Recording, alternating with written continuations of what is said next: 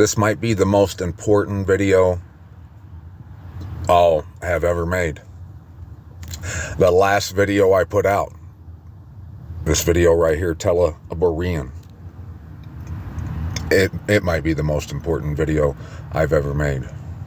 It's got the most important message. It's got the only message. The message it has is the message all people who want to survive the wrath of the Most High needs to hear. I made that last video. I didn't speak in it. The message is in there. I pointed out what you should be looking for and to pause and read all that I put out there. But I made that a shorter video where I wasn't speaking, so it's out there, and now it's someone has a chance at finding that message. We were talking in the video before that about those who hate the Most High. In Psalm 68, it says, "The Most High arises, and those who hate him flee in haste." And then it goes on to say, "They melt away like wax before the fire."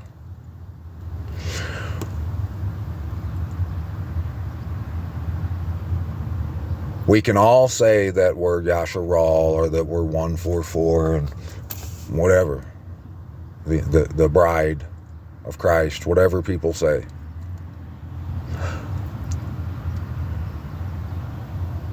I'm going to show you right here in this video, in the Word, what the Most High expects any of His children to do. And I mean, it's what we do. If we're Yasharal, there's things that we do.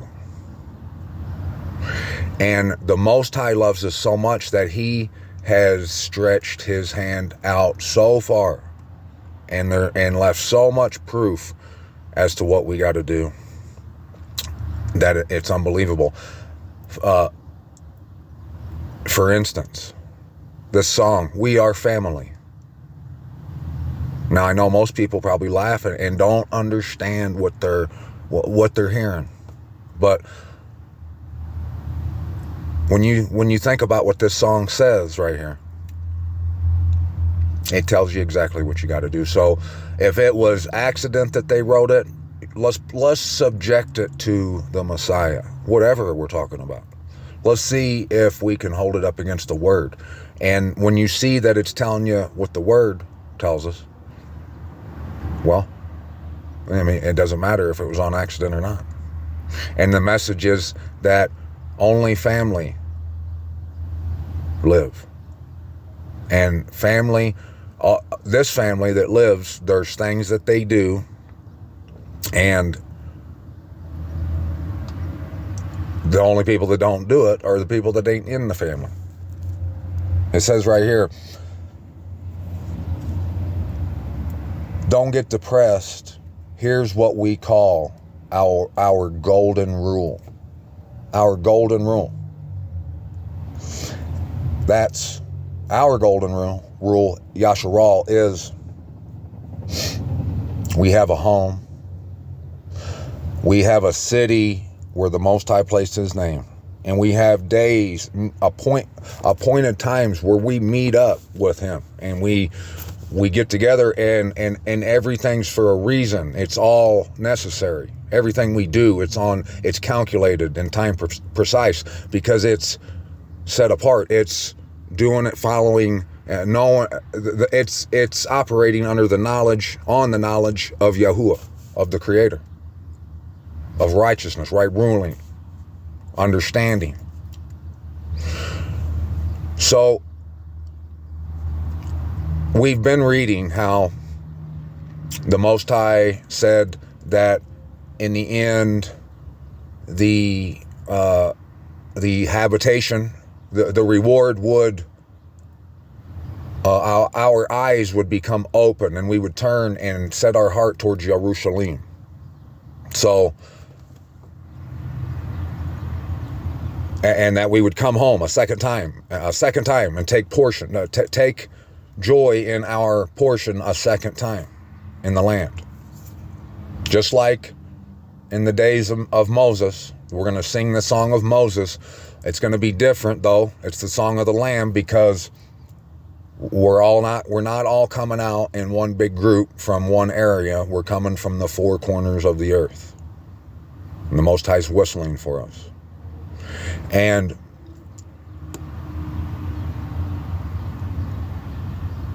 if those of us who are claimed to be believers, and we operate, we handle the sword, we handle the Bible, we read it and teach, whatever, we can discuss whether or not it's a rapture, whether or not your idea, your theory of what is going to happen in the end, or what judgment day is going to look like, any of those things. But can we subject it to the Word? The Messiah, it said the Messiah was obedient all the way unto death. He was obedient.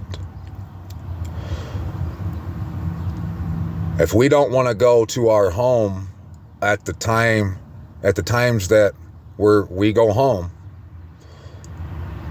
that's disobedience. So what are we talking about? If we're talking about the rapture and all this, are we obeying the Most High, or are we disobeying the Most High? And you're going to see that the Passover is the day in His Word that He tells us that we are to be at home on the day that the ravager ravages, and that we are protected because we're at home. And we're not doing anything special, like supernatural. Like, it's not like if whoever is there on that day, it's not like they were some like they were placed there because they were better than other people, or they were a certain race of people and they escaped death. No. All you got to do to escape death is obey. You got to be obedient unto death. That's our golden rule. Our golden rule is follow the Lamb wherever He leads us. And the only way anyone's going to do that is if they're given all esteem to Yahuwah, the Most High. That's it. And in this song, right back here, it says, all of them watch as we walk on by. Walk on by.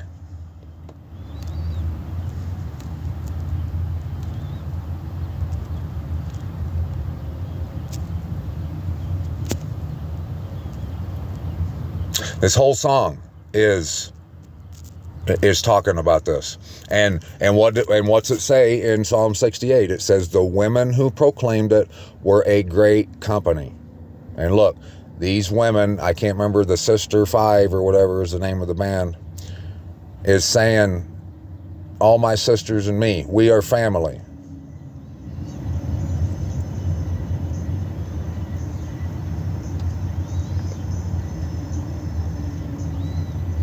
Everyone can see we're together as we walk on by.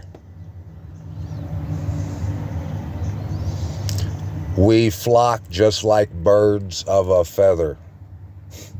The birds fly away together.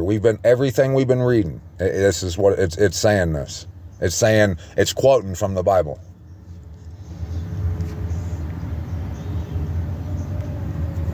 And then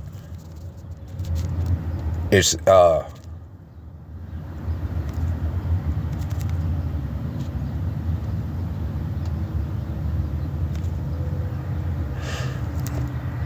My phone is being stupid. It's not letting me.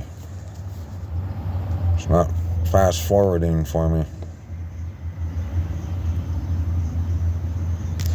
So right after that, right after they say the golden rule part. Oh, right here. It says, have faith in you and the things you do. What are the things we do? What does Yasharal do? We go home on the day of the covering, on the feast days. That's what we do. We're not getting in to the kingdom because we feel we're good enough. All we have to do is obey.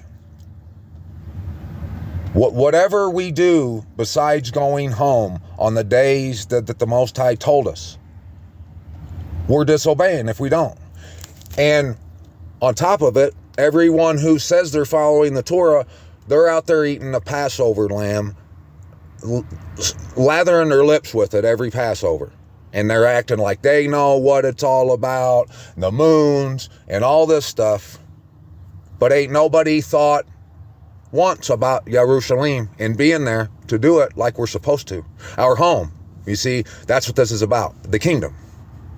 We're all talking a big game like we're kingdom dwellers and kingdom keepers or whatever, but ain't nobody wanting to look at their home. So first and foremost, we're not Yasharal unless we do that. And I'm gonna show you that in the scripture. You should already know that. I shouldn't have to explain this, but I'm going to show you. And I'm gonna show you the smoking gun. That's gonna prove to you it's right where I told you it was. The smoking gun. And I just found it about 2 days ago. Notice the next part. She says, have faith in you and the things you do. You won't go wrong. Who perishes? The wrong. You won't go wrong if you follow the golden rule. This is our family jewels. That's what sets us apart. They'll know as we walk on by. And wait till you see.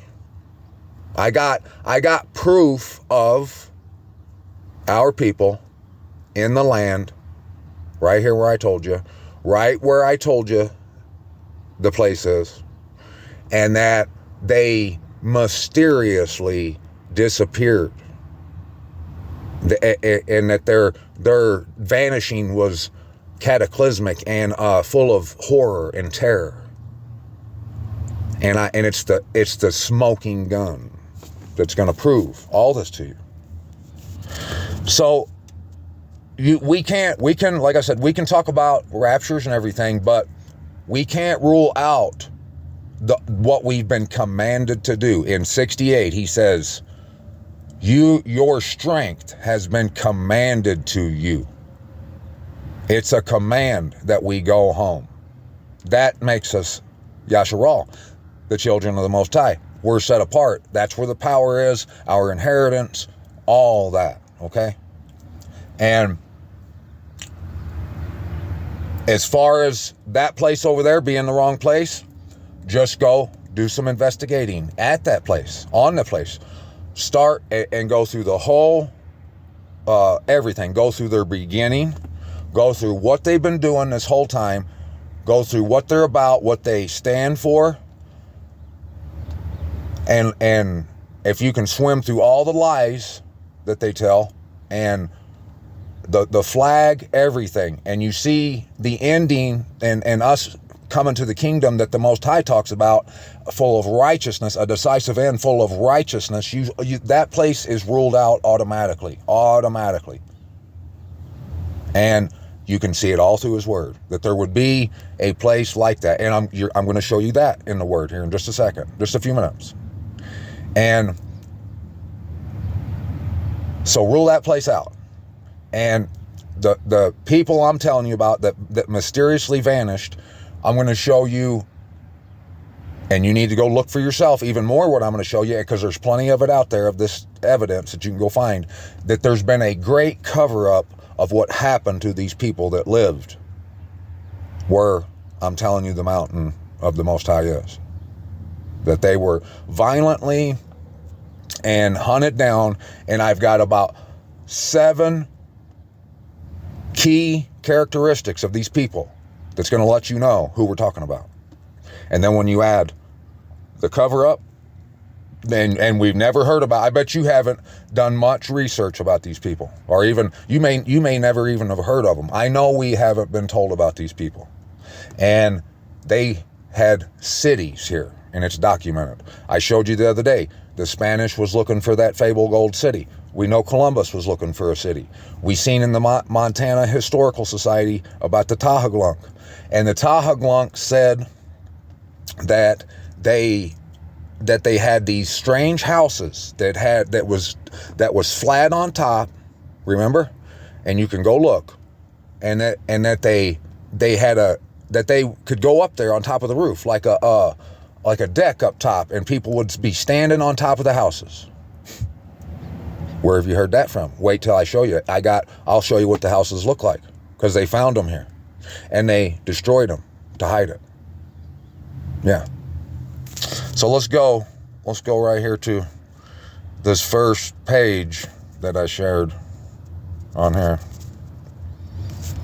And that's the 29th chapter of Acts. Now, why do you suppose the 29th chapter of Acts would be,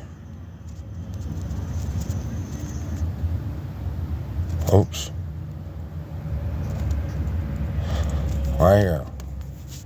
Why do you suppose the 29th chapter of Acts would be removed from the Bible? Well, you're about to find out right here. In verse 10. And at even the set-apart Spirit, Holy Ghost, fell upon Paul, and he prophesied, saying, Behold, in the last days the Most High of peace shall dwell in the cities, and the inhabitants thereof shall be numbered. And in the 7th numbering of the people, their eyes shall be opened, and the glory of their inheritance shine forth before them. The nations shall come up to worship on the mount that testifieth the patience and long-suffering of a servant of the Most High. Now, this is where we have to put our Berean boots on, and we have to think about what's being said. Our inheritance shine forth. Our eyes opened, and the glory of our inheritance shine forth. And then the nations.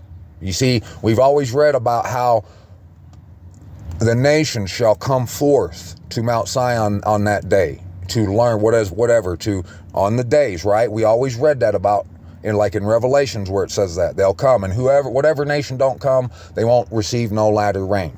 That's not literal. The latter rain is what you're hearing right now. It's the truth. It's watering and nourishing our kingdom, and it's the start of it. And it's the truth of it. It's the key of David. The key of David is the truth of where your home is and who we are and what we're about. And that's going home. That's why it says they'll come up to worship. And what's worship mean? It means obey. Worship and obedience is the same exact thing. They shall come up to obey on the mount that testifieth of the patience and long-suffering of a servant of the Most High, Yahuwah. A servant of his comes to Jerusalem when he's told to. And it ain't like he's told to. It ain't like he's going to say, oh man, I got to go to. This is what we do. We're set apart. We are family. We have a golden rule. And it is our crowning jewel, our city. The true crowning city. Not the city of blood and unrighteousness. But, like I said, what are we talking about here? What do we have to do to obey? Anyone can come on and try to argue with me and say that it wouldn't be, that it would be obedience to not go to the city he placed his name and only eat the roasted lamb there in the Passover every year. And you see, this is what the Passover is about. This is what the Passover means. What I'm trying to show you right now, it is why the Passover is, why we're supposed to do that. We're only supposed to roast it if we're in the city. That's why that rule is, because he's trying. That was him showing you what you got to do. You have to come home. The blood is, you only eat the blood when you roast it in the city. The blood on the doorpost, the door to come home, the key of David. That's what this is all about. And the long suffering, the patience of a servant, that's what they do. That's what we do. We go. It don't matter. That's what you read about it all through the stories. They'd be wherever, off doing stuff, but they knew they had to get home on the Passover, didn't they? Because that's what they did. That's what we do. And you're going to see that how this is going to go down, and this is what the word tells us. How's it going to go down? It is the day of destruction of the wrath of the Most High. When that happens, there's going to be a shelter over top of Jerusalem, on top of the mountain, where his children will be there, because that's where they want to go, and that's where they're supposed to be. And it's that gift. You give him a gift, he gives you a gift. The Ravager is going to destroy it all outside the city. They're getting trodden down outside the city. This is all about getting through those gates. And all you got to do is think about it a little bit, what it would mean for you to do this. Okay? And like I said, if you believe that that's the place, then you better go start looking and trying to get over there. But heads up, go put them to the test, subject Israel to the word, to the Messiah, and you'll see that they fail in every category. Every way you could try to line them up with the word, they're going to fail miserably. And they're going to be destroyed. I'm going to show you that in just a minute. And so you can rule that place out. And then for the smoking gun to prove to you that it's where I told you, I'm going to show you that there was a people here that had massive cities that were magnificent. And there's all kinds of evidence, history. I showed you the Spanish was looking for the cities. Columbus was looking for the cities, and it's documented. And that guy, the Tahaglong, that documents it. But what I'm going to show you right here, it's different than that. And it's something that anyone can go find out. You've probably even heard of them before, but no one's went to look because they've covered it up, and I'm going to prove it to you. So all the evidence you need is going to be in this video, Abba willing. And in the latter days, new tidings of the gospel, of the good news.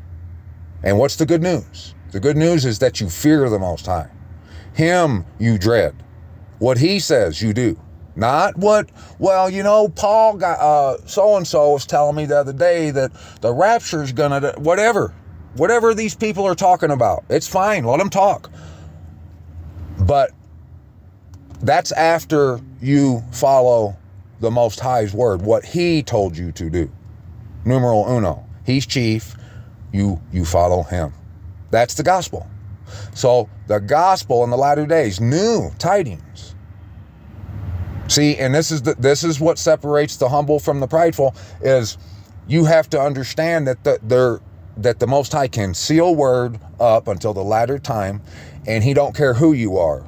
You could, if it was before the time, I know you've read a lot of the Bible and you think you know what it says, but if the Most High hid something till a certain time, and it hadn't come to that time yet, you wouldn't have seen it. Period. Point blank. He's chief, not you or not me.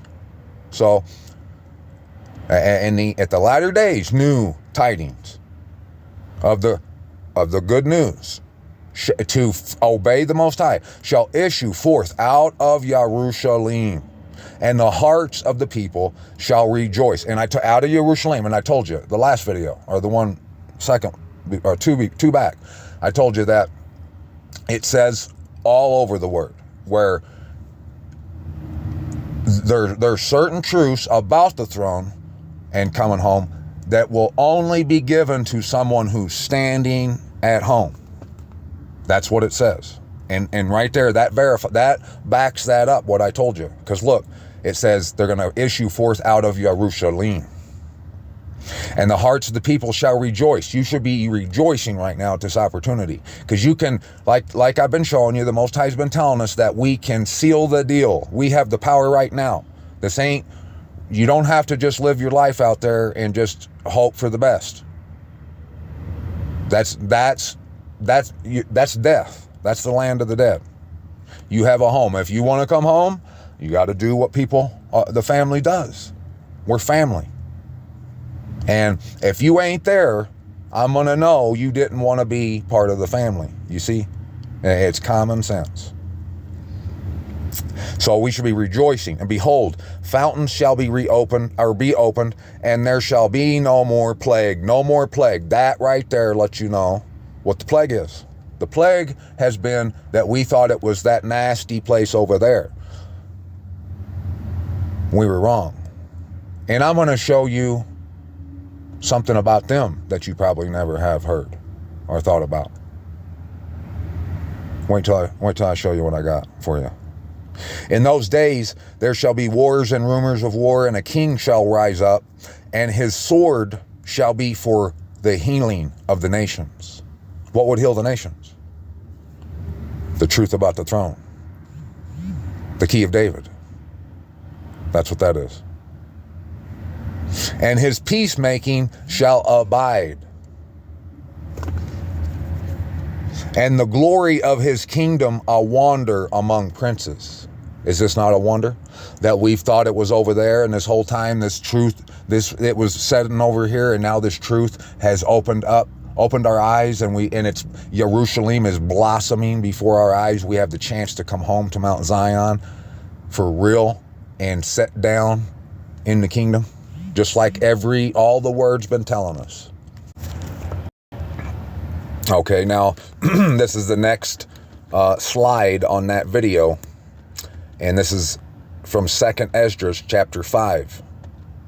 Now concerning the signs, behold, the days are coming when those who dwell on earth shall be seized with great terror, and the way of truth shall be hidden, and the land shall be barren of faith. What is the way of truth?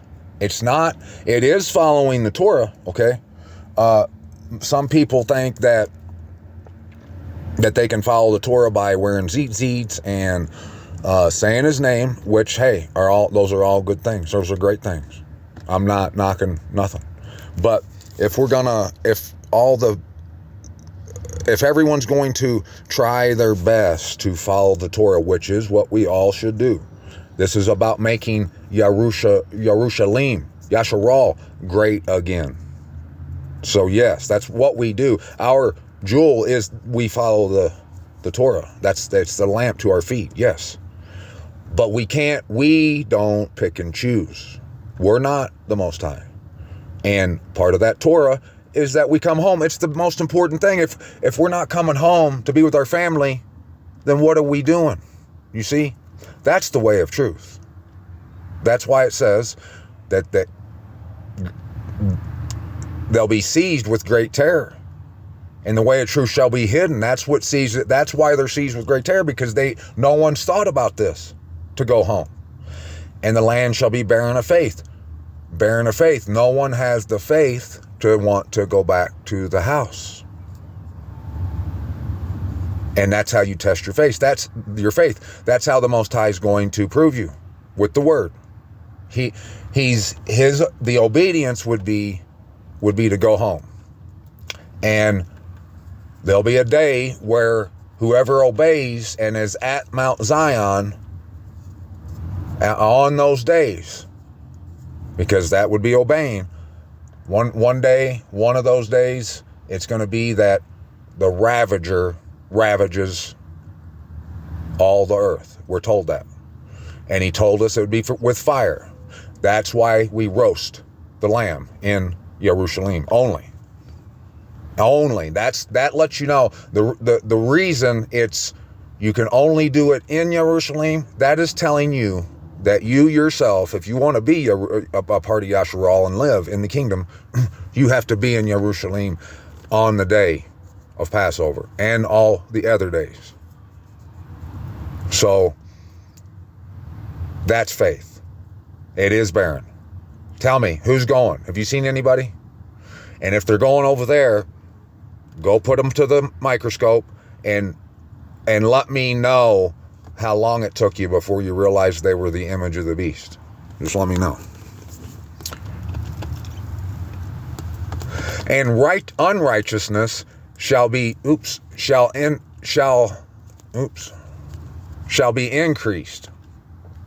beyond what you yourself see and beyond what you heard of formerly, like it is now. And let me tell you the difference, okay? Back then, these guys were prisoners in Babylon, and they were crying over their home, over Jerusalem. And they wanted to go back so bad.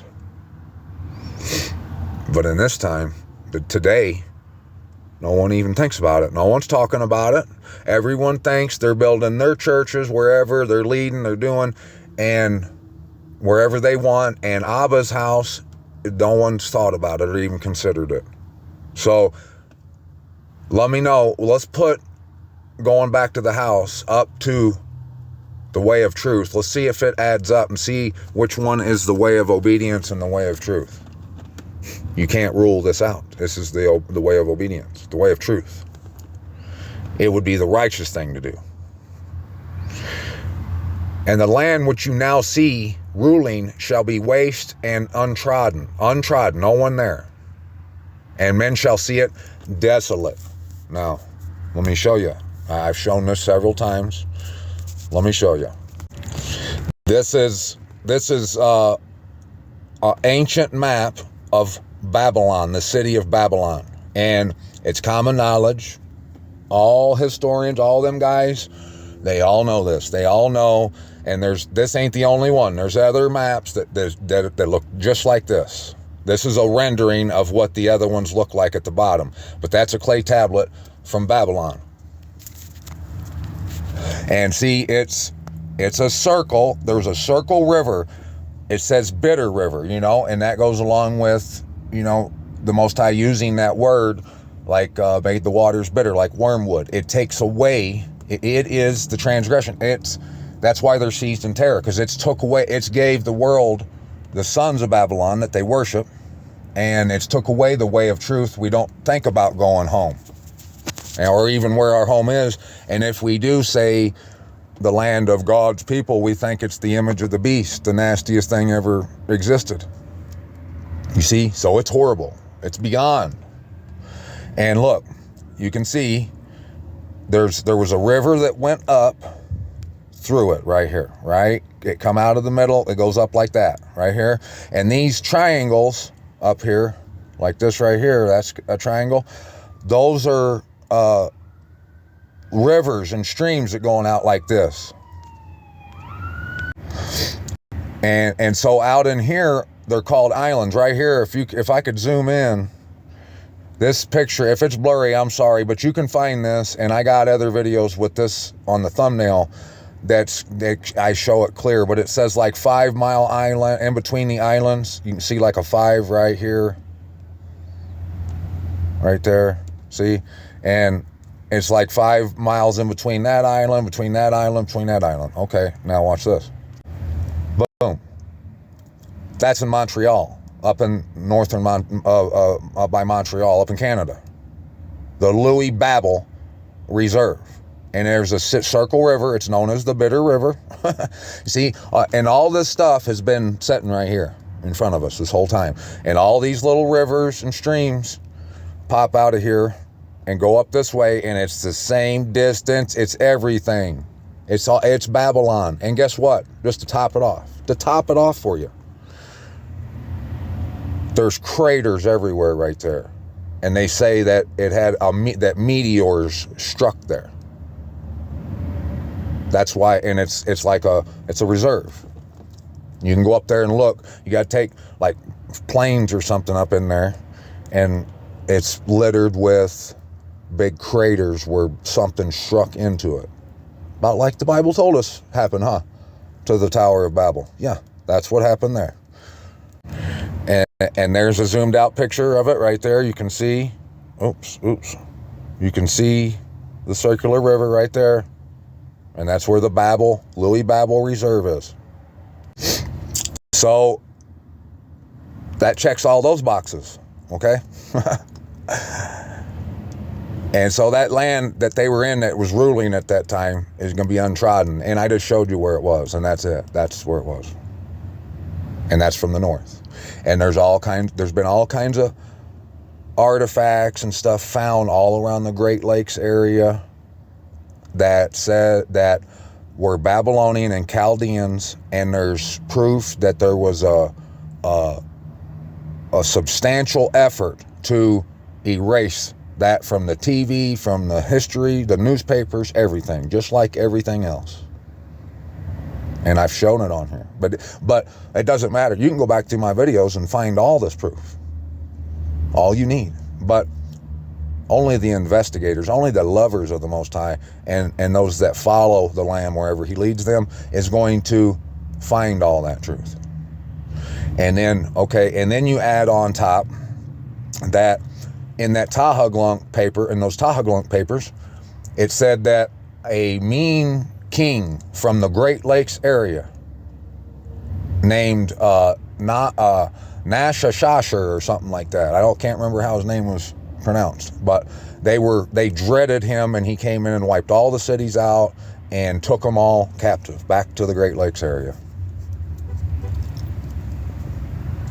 And like it said, they were manufacturers of copper. They were big cities, and in those papers, the Montana papers, it said that they would go out to the redwoods, out to Oregon to cut down their cedars that they built with, and they come back and would bring them back to here. Just like it tells us that they did in the Bible with Lebanon, and that's Lebanon, and I can prove that to you. So, and look. But if the Most High grants that you live, you shall see it thrown into confusion after the third period. Into confusion. You see? That should let you know right there what happened. And there's nothing you can do about it. Whoever's fighting it is just trying to fight it because their egos have been insulted or something. And that is pride. You got to let that go. You got to say, okay, yeah, I'm epic dumbass. No doubt the Most High could hide something from me and have me believe in it. You know what I mean? So, but now it's the time to come out. This is the time of the end. It's time to come home. And the sun shall suddenly shine forth at night. There you go. And the moon during the day. Blood shall drip from wood, and the stone shall utter its voice. Why do you think the Messiah said that the rocks would cry out? Why? That's exactly why. What you're hearing right now is the rocks crying out, the stone uttering its voice from that confusion about where's where and who's who and where we got to go if we're family.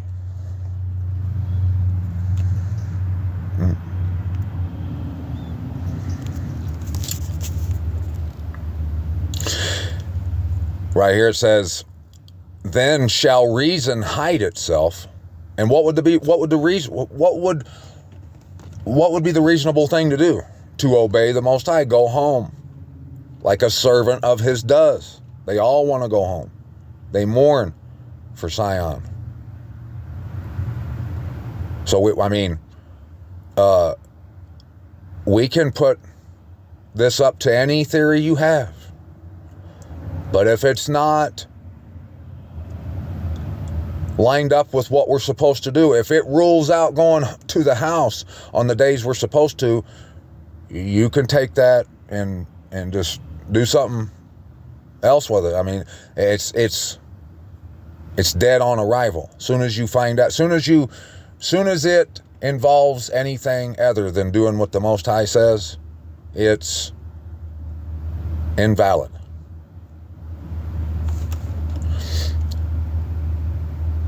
So wisdom shall withdraw in its chamber.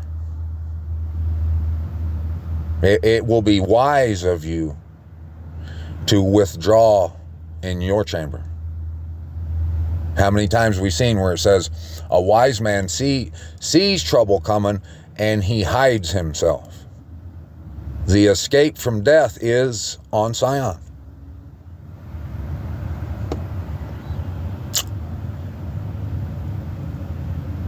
And at that time, okay, hold on. And wisdom, it shall be sought by many, but shall not be found. And unrighteousness and unrestraint shall increase on earth, and one country shall ask its neighbor, has righteousness or anyone who does right passed through you, passed through? Hint, hint. Wink, wink. And it will answer, no. And at that time, men shall hope, but not obtain. They shall labor, but their ways shall not prosper. The wage earner, the wages. You earn your wages when you go home, when you're a family, when you have that crowning jewel of being set apart, of doing what the Most High, His children, does. That's being at the wedding feast. The wedding feast is at Dad's house, not your house, not anyone else's. So, and at that time, men shall hope, but not obtain. They shall labor, but their ways shall not prosper. These are the signs which I am permitted to tell you. Those are we've been seeing all those signs, haven't we? Yeah. And if you pray again and weep as you do, well, I won't read that to you. Yeah, we got to get to the next part.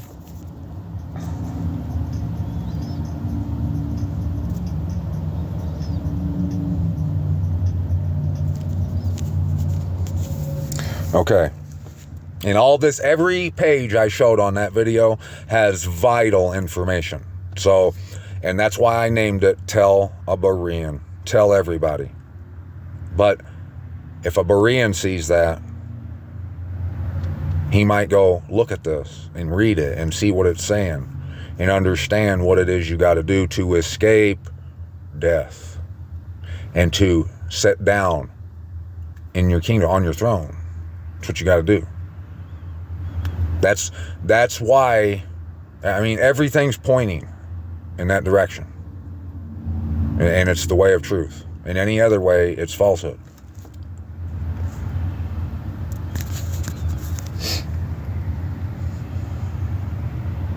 So right here he says, and I said, O sovereign Yahuwah, from every forest of the earth and from all its trees thou hast chosen one vine. One vine. And from all the lands of the world thou hast chosen for thyself one region. And from all the flowers of the world thou hast chosen for thyself one lily. Lilies all over the place here. It's known for lilies. And from all the depths of the sea thou hast filled thyself for thyself one river. The Jordan, right here. And from all the cities that have been built thou hast consecrated Sion for thyself. And from all the birds that have been created, thou hast named for thyself one dove. That's what you would be if you're here. And from all the flocks that have been made, thou hast provided for thyself one sheep, us. And from all the multitude of peoples, thou hast gotten for thyself one people. And to this people whom thou hast loved, and thou hast given the law which is approved. You want to show yourself approved? That's how you do it. And yes, I mean, we can talk about all aspects of it and how we delight in all of it and how we want to improve in all of it and what we can do to make a difference, to get it right. We can do all that. Hallelujah. Let's do it. But we can't rule out going home. That's the most important part. That's what it's all about, baby. It's going home. Right down here at the bottom, verse 29. And those who opposed thy promises have trodden down those who believe thy covenants. Those who opposed thy promises. What's the promise? The promise is that if you do what the Most High tells you, if you show up on the feast days and you follow his Torah, his instructions, and you live with him, Yasharal, you'll be blessed. You'll never be cut off from your people. You'll be blessed going in and blessed going out. What do you suppose that means? Going in and going out. We go in and we go out. Oh, and I got another thing for you. Those people I'm going to show you about that mysteriously vanished from here, that built houses with roofs on top, they were known for that. And they called it a cycling. That they know there's much evidence that those people came to one spot periodically throughout the year. And that spot was on the west, in front of the Wasatch Mountains, in Happy Valley, in the Southern Valley, right where I've been telling you it was. That's where they congregated. That was their home. Yeah. So they trodden down. The promise is that's what you'll be a Yasharal if you come home. So you can argue with me that this ain't the truth all you want. What you're trying to tell me is that I shouldn't go home and obey the Most High and be on Mount Zion with bells on, all esteem.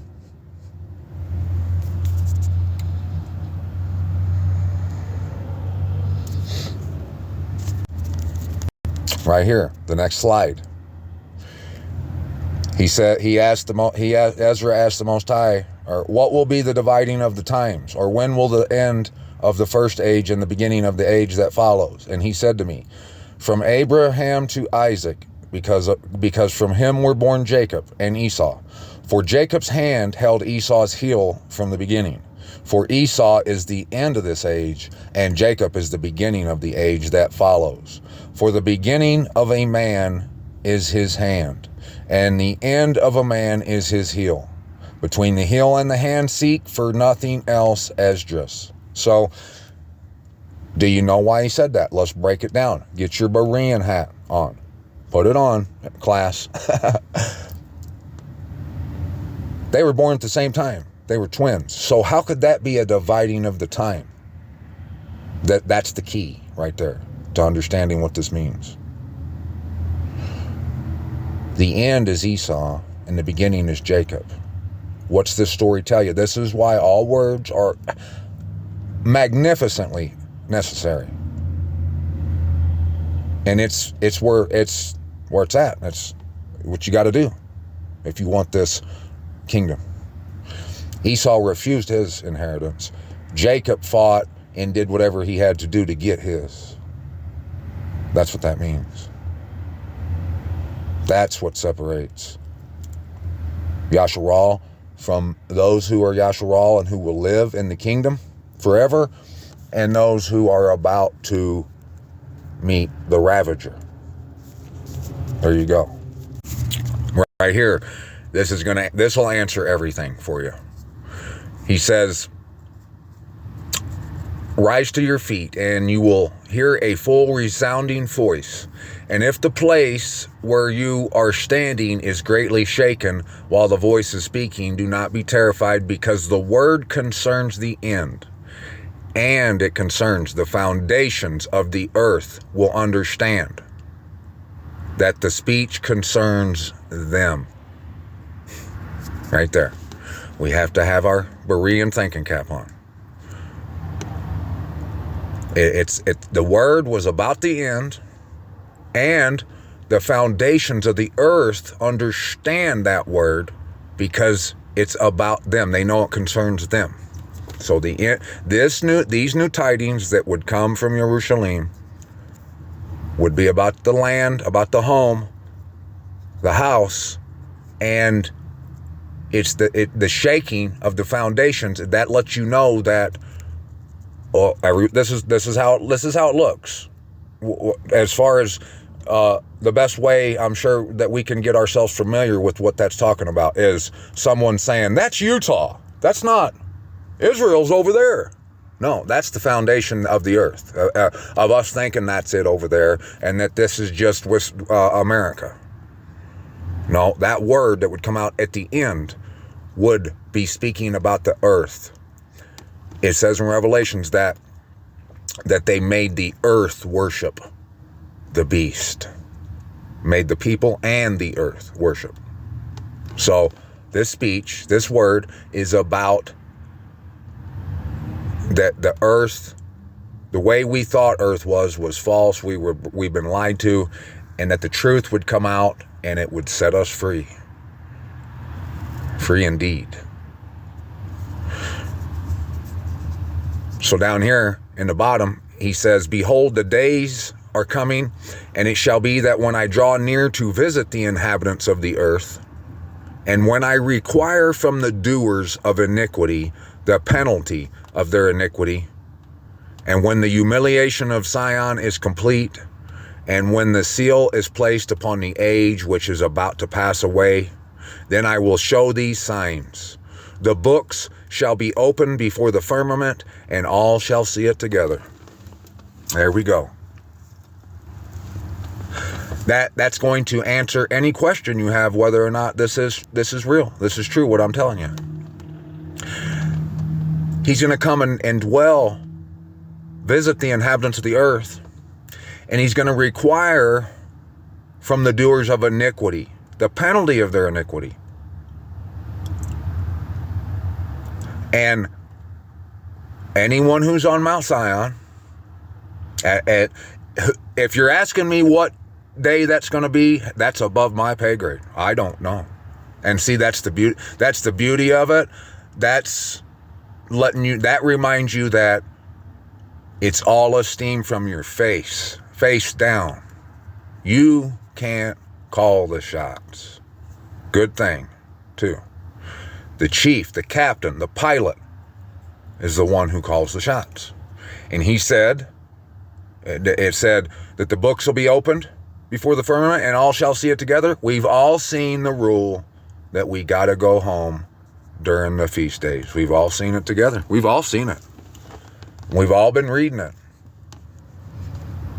And the only way to be obedient and not do iniquity is we are there.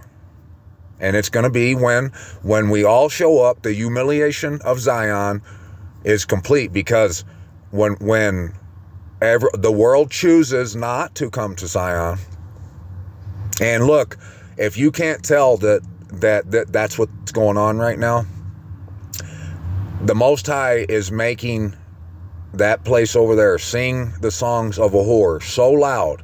It's over there just starving little babies and stuff every day. The evidence, the writing on the wall, it's so clear right now of what's going on.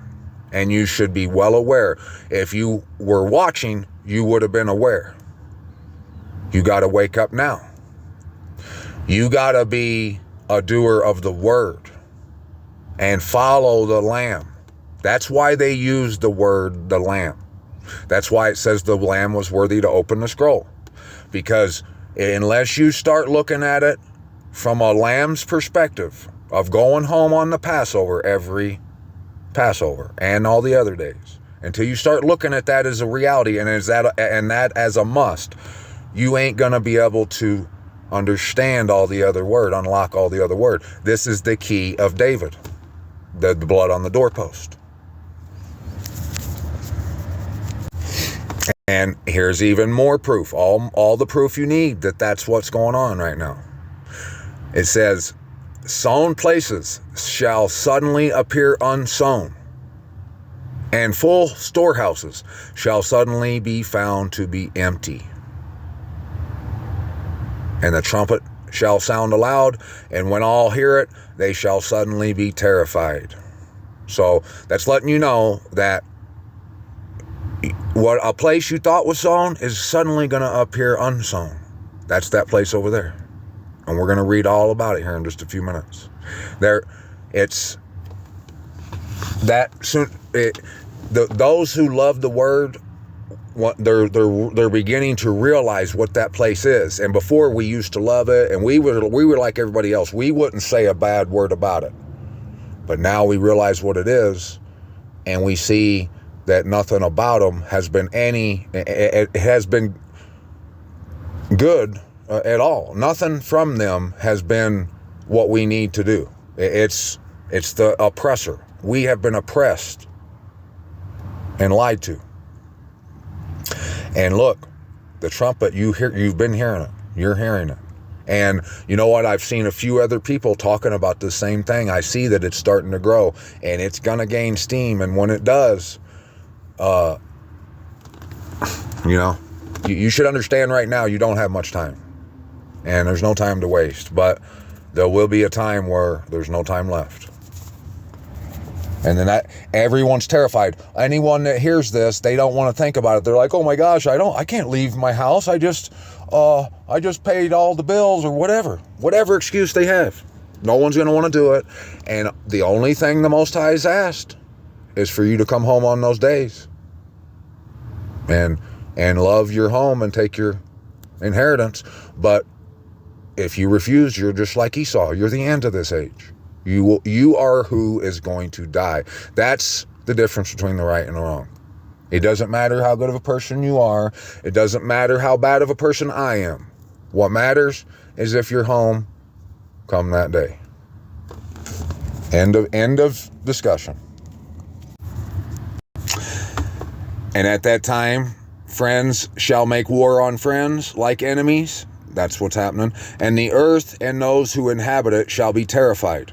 And just think about this. Make enemies. There's people who they're astonished that I'm saying the things I'm saying, and they're so mad, and they want me to stop so bad. They can't stand it that I'm saying that we ought to go home like the Most High wants us to for the Passover. That they're mad at it. What's the way of the truth? It's to go home. It's to find our home and go home. Take it. And they don't like that. So it says the earth and those who inhabit it. You see how he lets you know he's talking about both? Shall be terrified, and the springs of the fountains shall stand still, so that for 3 hours they shall not flow. We know what the fountain is, right? The fountain is from the throne. The water trickles out from the throne. They stand still. There was a time when we didn't have a clue what was going on. And now we're all esteemed Abba and all praise. We can see it now. And it shall be that whoever remains after all that I have foretold to you shall himself be saved and shall see my salvation at the end. Right here. Here's the bingo right here. Evil shall be blotted out, deceit shall be quenched, faithfulness shall flourish. It takes faith to come home. And corruption shall be overcome, and the truth, which has been so long without fruit, shall be revealed. What truth has been so long without fruit? Our home, our comely home, where everything is, who we are, and what we're to do. Yeah. Right here, even more. I mean, I'm going to keep hammering. Therefore, he sent me to show you all these things and to say to you, believe and do not be afraid. Believe and do not be afraid. Believe in the truth, not anything other than the truth. Believe in, we know that he's commanded us to go home on the feast days and to do what he says. So believe and do not be afraid. Do not be quick to think vain thoughts concerning the former times, lest you be hasty concerning the last times. What would be vain thoughts concerning the first Exodus? They went home. End of discussion. Any thought other than not going home is vain. Going home is what the goal is, what we do, what we're supposed to do. We go home, we return. That's why this year is the year of the return. All the movies, you see all the movies, the kingdom, the lost kingdom, returning home, new home, all that stuff. I've shown you so much. You have no excuse. So don't be vain. Don't think vain thoughts concerning the former times, lest you be hasty concerning the last times. Look, he said he laid the rule for you to go home. It's been in the Bible this whole time. If you don't go home, you sidetracked, you deviated from the only direction you have to follow. All you have to do is go home. You have to be like Jacob, want your inheritance, love your home, come home, and it be marvelous in your eyes, and be there with the Most High. Because you know what? If you don't want all that, but you're saying you do, but you refuse to come, you're just a wannabe.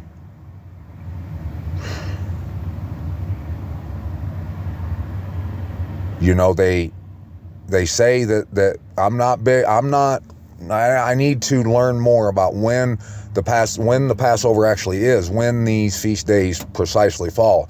That's something I need a lot more understanding of. But they say it's around the first of the year, right? And we know the first of the year is actually in April. So in April, that's the first of the year. And we know the story is that they named April 1st April Fool's Day because that was when whoever, Caesar or whatever, made the decree that the New Year's was now on Janus Day, on January 1st. And then on the 1st of April, on the first day of spring, that anyone who still said that was the New Year's Day, they called them fools. So it's April Fool's Day. And wouldn't it be just like Abba for it to be on that day? Total speculation, but something to think about. Wouldn't that be something? If on April Fool's Day, all his children who really love him and they followed the Lamb, that's what it means, to follow the Lamb. That means you go home. All the wise people who withdrawed to their chambers and to safety were standing on Mount Zion, and the rest of the earth was destroyed because they were fools. Could totally see it happen going down that way, but I'm not sure. We'll see, though. And see, that's the beauty of it, too, because that's the only thing I can control. To speculate, we can speculate and just talk or whatever, but we can't. We have to be doing what the Most High told us to do. It's above all our pay grades to pretend to know what's going to happen at judgment time, like we can know how it's going to look and be and go down. The word tells us to go home. That's all we can do, and be Yasharal, and have a city, have an inheritance. That's what we do. That's the only thing we can control.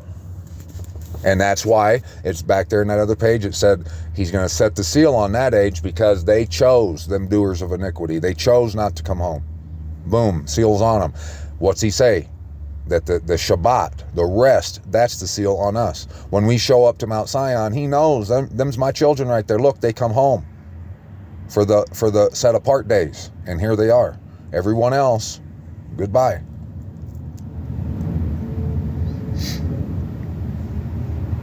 Right here. Exactly what I'm talking about.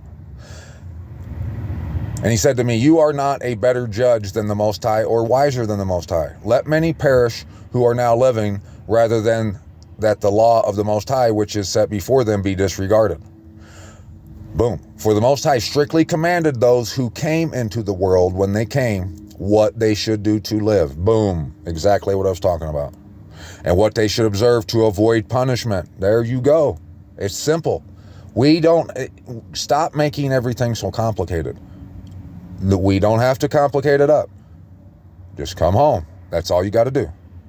Nevertheless, they were not obedient and spoke against him. And they devised for themselves vain thoughts about the former times. No, that's not what's going to happen. No, he's just going to come pick us all up like a Uber ride and bring us home. That's what's going to happen. He likes my little home here I've built and everything I got going on. I started a prayer group and all this. I'm going to build a church and new house. But what about the Most High's house that sits in ruin and humiliation?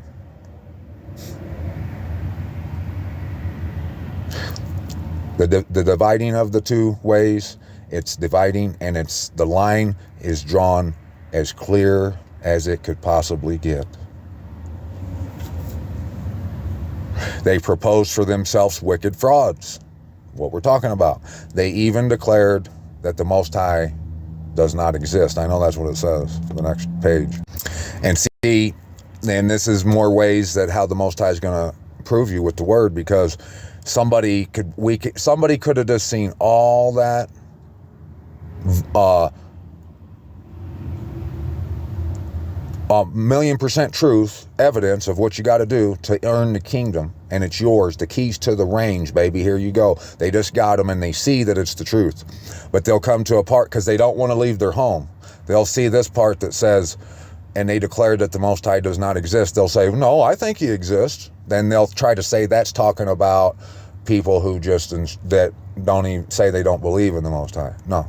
If you don't show up on Mount Zion on the feast days, you are saying that he does not exist, that you don't believe it. The Most High's not measuring what you are about by the words you say. He'll know, because you know why? Actions speak louder than words. Love is an action, and he'll know. That's why it said that the faithfulness of the servant of the Most High will be seen. And then that's why it says in the word that in the end you'll know who actually loved the Most High, and you'll see the difference between the two of who loved him and who didn't. It's simple. So simple. They scorned his law and denied his covenant. Boom. Mic drop. Again. This mic will be broke by the time tonight's over. They have been unfaithful to his statutes. Unfaithful. Go home. And I know there's going to be people saying, no, we don't have to do that. And that argument's dead. The only argument anyone can be having right now is that Israel is the right one, and that's where we're supposed to go. That's the only argument you could be having right now. And like I said, I'm going to show you the proof, the smoking gun, that it's where I've been saying it is. And if you want to go back through my videos to see all my image of the beast stuff, please do. And go look for yourself. You'll see that that's the image of the beast. And you'll understand why it had to be that. There had to be an imposter, and it was nasty, that just lied about everything and told everyone that it was a good thing. And all these just people that just want to build their homes and live their lives out here in La La Land, they just believed it, hook, line, and sinker, and that's what they want. They want Babylon. But so there's no faith. Going to the church every Sunday to where paganry exists and prevails, that's not earning a wage. That's not faithfulness. And have not performed his works. There you go. That's performing his works. That's coming to your home and bringing the first fruits into the storehouse, praising it, making Jerusalem a praise in the earth. It's going to be simple. It's simple. And you have no excuse. You know what to do. Here you go. The mic's, it's not going to like me after this one. Therefore, Ezra, empty things are for the empty, and full things are for the full. For behold, the time will come when the signs which I have foretold to you will come to pass, that the city which now is not seen shall appear, and the land which now is hidden shall be disclosed. And everyone who has been delivered from the evils that I have foretold shall see my wonders. There you are. Do you need it any clearer? What else? I mean, let me ask you. Are you still saying that it's the rapture way? Okay. Can you tell me why? Are you still trying to tell me that that's not the image of the beast over there? And why is that? Tell me why that's not the image of the beast. The only reason anyone's give me who's told me that is they just know. They won't open the Bible and they won't look. So I'll tell you, I've got more damning, concrete, guilty as charged evidence that place is the image of the beast. I got more than you got time to examine. And if I'm listening to you, if you're saying that it's not the image of the beast, show me. Because if I'm supposed to just take it and say that it ain't because you don't want me to, and ignore all this guilty as charged, throw away the key evidence that that's the image of the beast,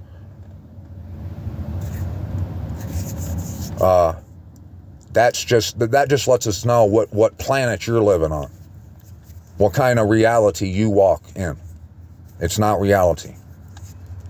You have to have some evidence to your claim. I've got all you could ask for, more than you can ask for.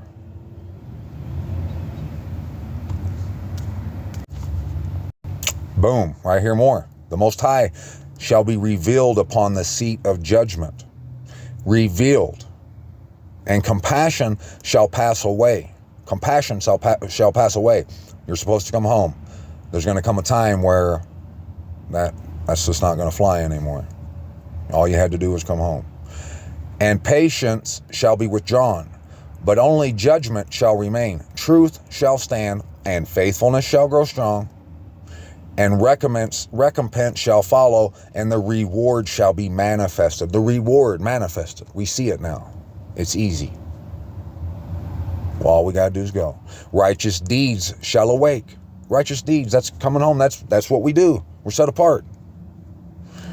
Not out here praying for people and trying to save the world. Not out here having the biggest church, the biggest following, the most respected, the most loved.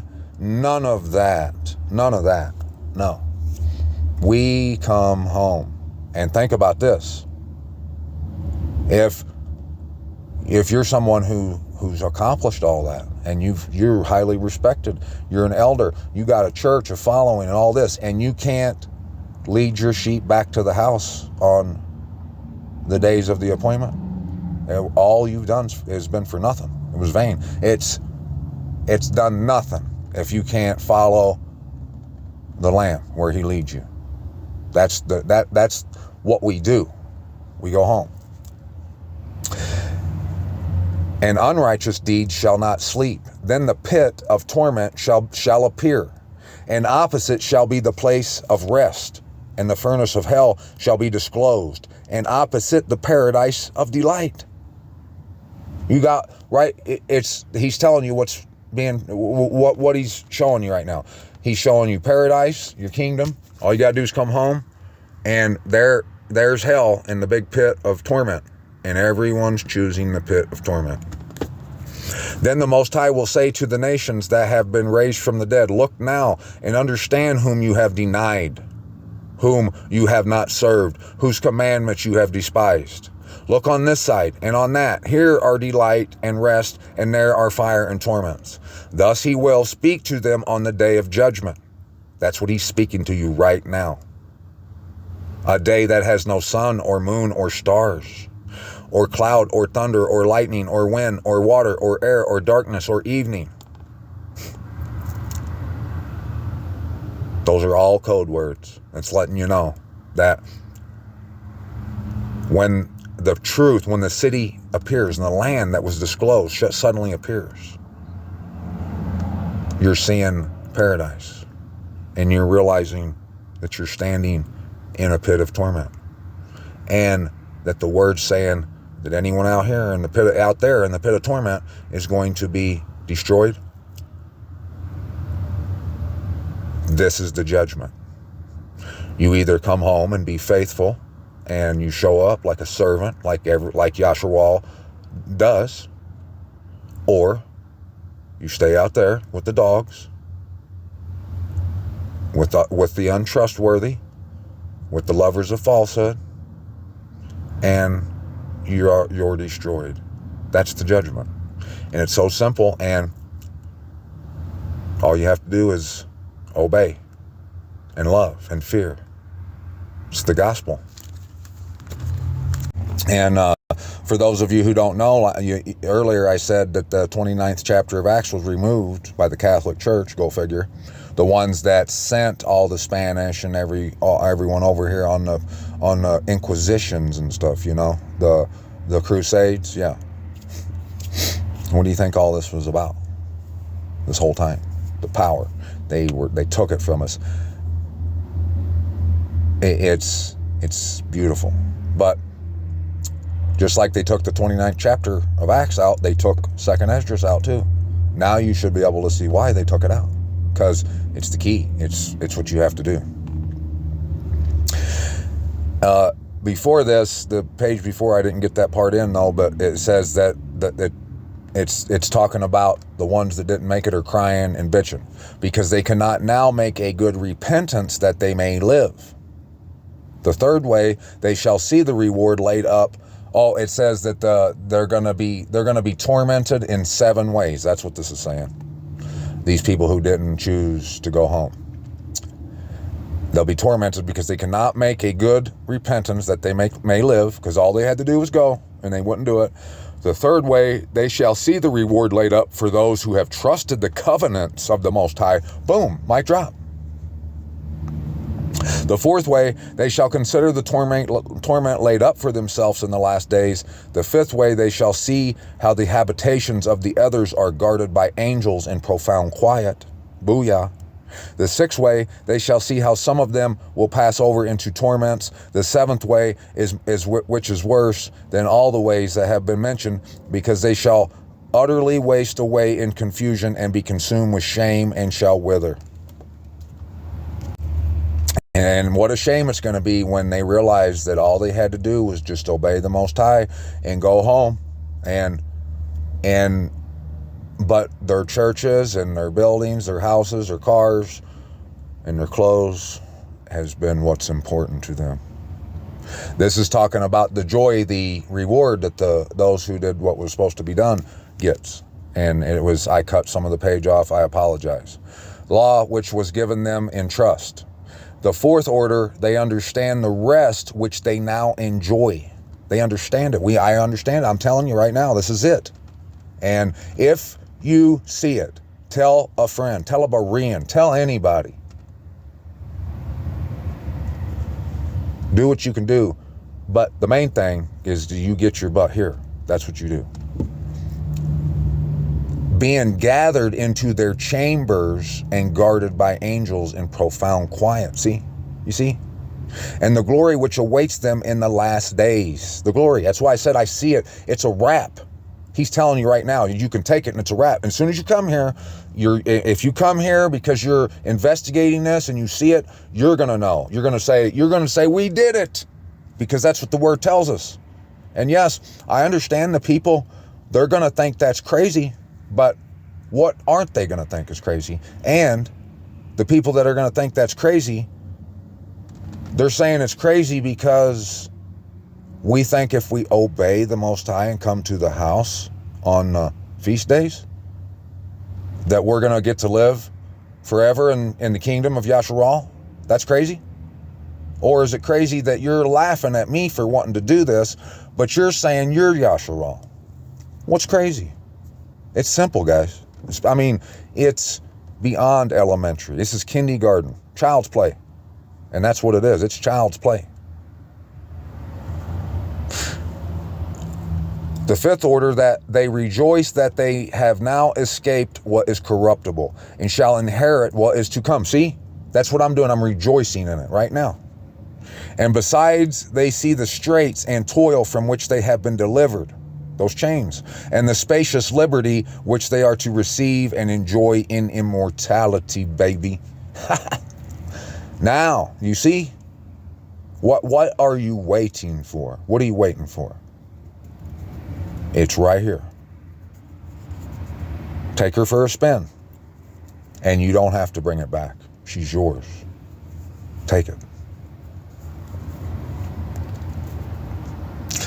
The sixth order, when it is shown to them how their face is to shine like the sun, and how they are to be made like the light of the stars, being incorruptible from then on. You know, it says in Daniel, it says that their face, that those who make it or whatever, that their face shall shine like the expanse or like the sun or whatever. The reason he says that there was no moon and no sun, and he was saying that there's nothing shining the light on the truth on the land, on the earth. You think it's over there. You think Israel is where it is.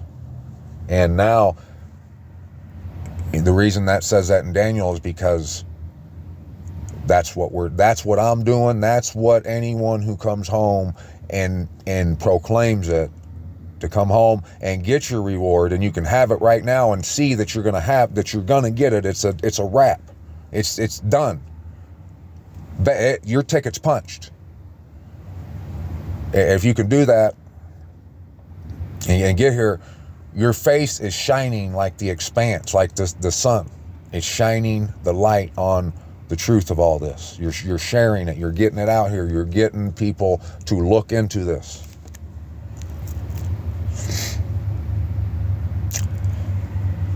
The seventh order, which is greater than all that have been mentioned, because they shall rejoice with boldness, see, and shall be confident without confusion, see, and shall be glad without fear, for they hasten to behold the face of him who they served in life, and from whom they are to receive their reward when glorified.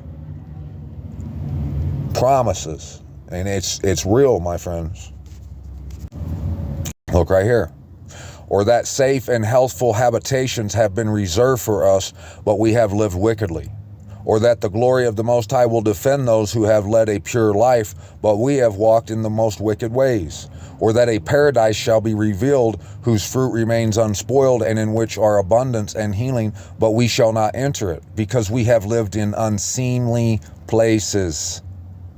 Unseemly places. So, right here, even more. He answered and said, this is the meaning of the contest which every man who is born on earth shall wage. That if he is defeated, he shall suffer what you have said, but if he is victorious, he shall receive what I have said. For this is the way of which Moses, while he was alive, spoke to the people, saying, choose for yourself life, that you may live. But they did not believe him, or the prophets after him, or even myself, who have spoken to them. Therefore there shall not be grief at their destruction, so much as joy over those to whom salvation is assured. So Moses, the reason he brought up Moses is because the Song of Moses, you got to go home. But Moses said, choose for yourself life this day. Choose this day. And they had to follow. If they wanted life, they had to follow and go to Jerusalem. End of discussion. And that's how you are victorious. That's the only way. You're not victorious on anything you can do. And it's going to be a shameful day if you keep living that way, thinking that you're marching your way into the kingdom, but you got no plans on coming to the kingdom. Now, literally, while you have the control to do it, it's going to be a bad day. Right here, he said, some things you have spoken rightly, and it will come to pass according to your words. For indeed, I will not concern myself about the fashioning of those who have sinned, the fashioning, your houses, about their death, their judgment, or their destruction. But I will rejoice over the creation of the righteous, over their pilgrimage also, and their salvation, and their receiving their reward. Boom. But even in this respect, you will be praiseworthy before the Most High, because you have humbled yourself, as is becoming for you, and have not deemed yourself to be among the righteous in order to receive the greatest glory. For many miseries will affect those who inhabit the world in the last times, because they have walked in great pride. See how Abba always has my back? Just what we were talking about. But think of your own case and inquire concerning the glory of those who are like yourself, Because it is for you that paradise is opened. The tree of life is planted. The age to come is prepared. Plenty is provided. A city is built. Rest is appointed. Goodness is established. And wisdom perfected beforehand. And what are you saying? What's the problem with this? Why isn't this what we're supposed to do? Follow the Lamb? Well, what's your theory? What are we talking about here? Anyone who has a problem with this, they got a problem. That's all there is to it. All I can do is follow the Lamb and do what someone who wants to live does. And anything outside of that it's the wrong way. It's wrong. That's why the wrong perish. That's why it doesn't matter how much of a righteous person you should be, or that you are. It doesn't matter your score. You ain't been keeping score over there with all your righteous deeds and with your righteous words. You haven't. Yes, I'm saying that we have to follow the Torah, but it's not about how good of a person we become. It's about for our rest, our safety, and that's who we are. It's what we do. It's the way the Most High told us to walk. And if it were left up to measure us, to see what kind of person we've been, none of us would get in. We'd all be screwed. Hold on, microphone. And it shall be that everyone who will be saved and will be able to escape on account of his works, or on account of the faith by which he has believed, will survive the dangers that have been predicted, and will see my salvation in my land and within my borders, which I have sanctified for myself from the beginning. Then those who have now abused my ways shall be amazed, and those who have rejected them will with contempt shall dwell in torments. That snarl. All those who snarl at this and got a problem with this, it's going to be bad for you. Real bad. And as many as scorned my law while they still had freedom, and did not understand, but despised it while an opportunity of repentance was still open to them, these must in torment acknowledge it after death. Therefore do not continue to be curious as to how the ungodly will be punished, but inquire how the righteous will be saved, those to whom the age belongs, and for those for whose sake the age was made. There you go. The window, it's small. It's going to shut. And if anyone, the people that laugh and say he thinks he can do blah blah blah, were who this age was made for. It was made for me and anyone else who wants to come home. And let's put our motivations, our intentions up to and subject it to the word. And we'll see if I am someone that's not qualified to be telling anyone any truth or reading any word. We'll see. All it takes is loving commitment. That's why it says the throne shall be established with loving commitment. You got to be committed to coming home and loving.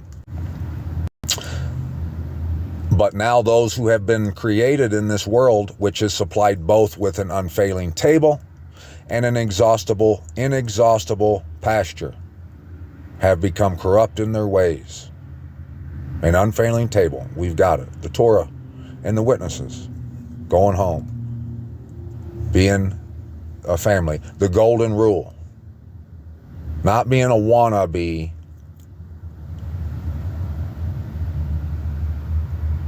But the real deal.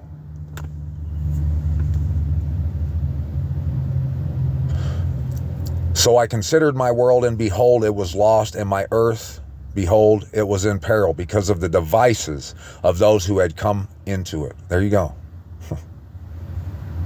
And I saw and spared some with great difficulty, the devices of the earth. Now, the part right before this, Esdras was in the field. The angel told him to stay in the field and fast for 7 days and only eat the flowers, the lilies of the field up on the mountain or wherever he was. Not the lilies, the flowers. And he did that, and he saw a vision of a woman crying in the field. And he asked her what was wrong, and she said that her son was getting married, going to have a wedding, and she was as happy as any mom could be. And when they got to the wedding, for him to come and to like down the aisle or whatever, he fell over dead. And she is as sad as anybody could ever be now. And she's out in the field, and she said, I'm never going back to the city ever again. I'm staying here. And she was crying uncontrollably. And this is what he said. Then I broke off the reflections with which I was still engaged and answered her in anger and said, You most foolish of women, do you not see our mourning and what has happened to it? For Sion, the mother of us all, is in deep grief and great affliction. It is most appropriate to mourn now because we are all mourning, and to be sorrowful because we are all sorrowing. You are sorrowing for one son, but we, the whole world, for our mother. Now ask the earth, and she will tell you that it is she who ought to mourn over so many who have come into being upon her. And from the whatever. Watch this. So he's telling her, like, go back into the city. You're not staying out here in the field for the rest of your life. And we're all mourning for our sanctuary, for Zion, for Jerusalem. For you see that our sanctuary has been laid waste, our altar thrown down, our temple destroyed, our harp, see? Every time you read they played harps, it's talking about in the house. Our harp has been laid low, our song has been silenced, and our rejoicing has been ended. That's all we should care about. If you're Yasharal, you see, the delusion, the drunkenness out here has got a lot of people claiming they're Yasharal, which is fine. I want you to be too. I want you to come home. But you can't be Yasharal unless you really are Yasharal. You can't be a wannabe. This is members only. And you ain't gonna slide by pretending. And see, and that lets you know, that little vision that he had lets you know what the end would look like. That the daughter, Yasharal, would leave her city because the son died.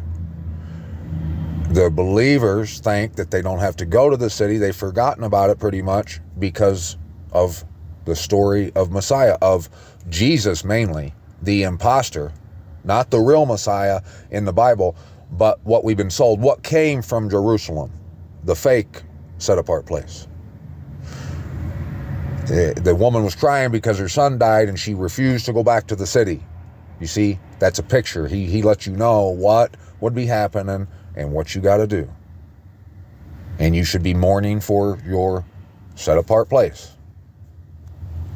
Either that, or if not, you're posing, and your cover is blown, my guy.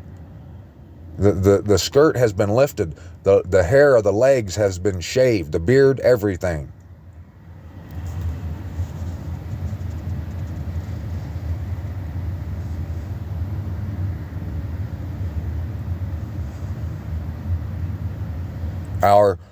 The Ark of our Covenant has been plundered. Now, the Ark of the Covenant, this is something I just thought about that I wanted to tell you.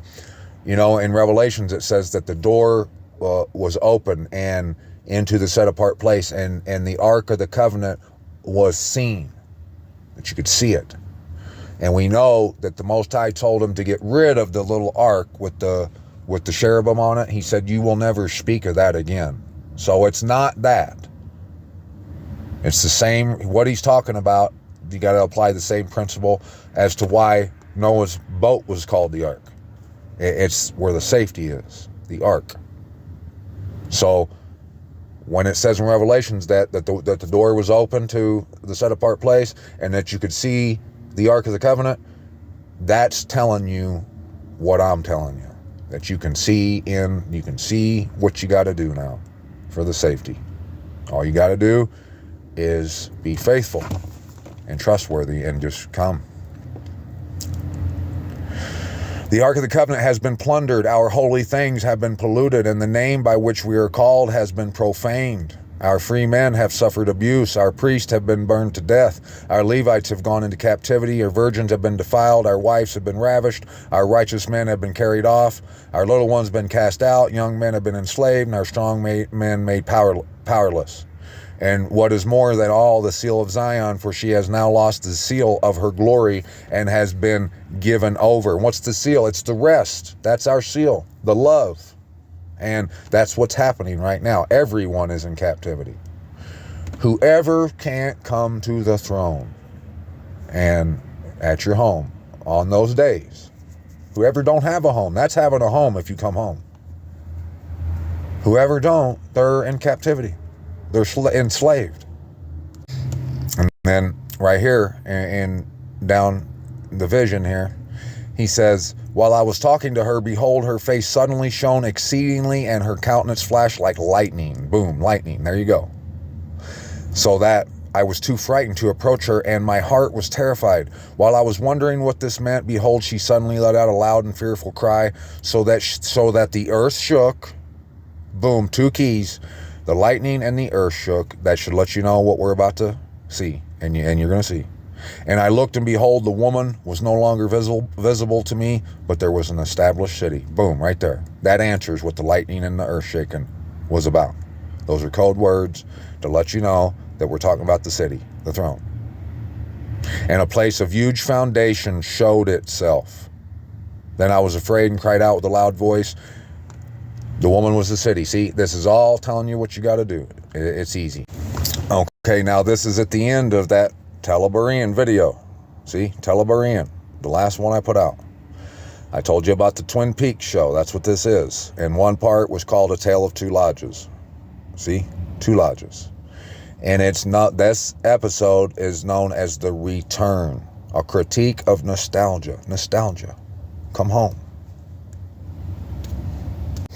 Now I need you to pay close attention to what is being said in this clip. Notice the episode name, Making Sense of the Return. Okay?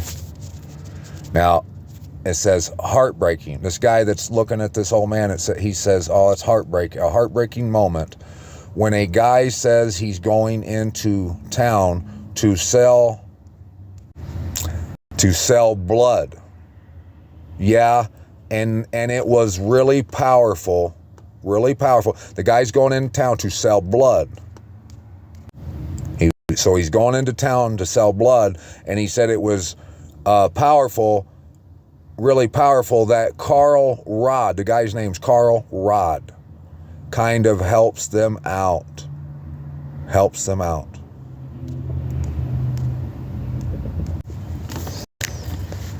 He says he doesn't like that. Carl Rod don't like it that people have to sell their blood just to eat.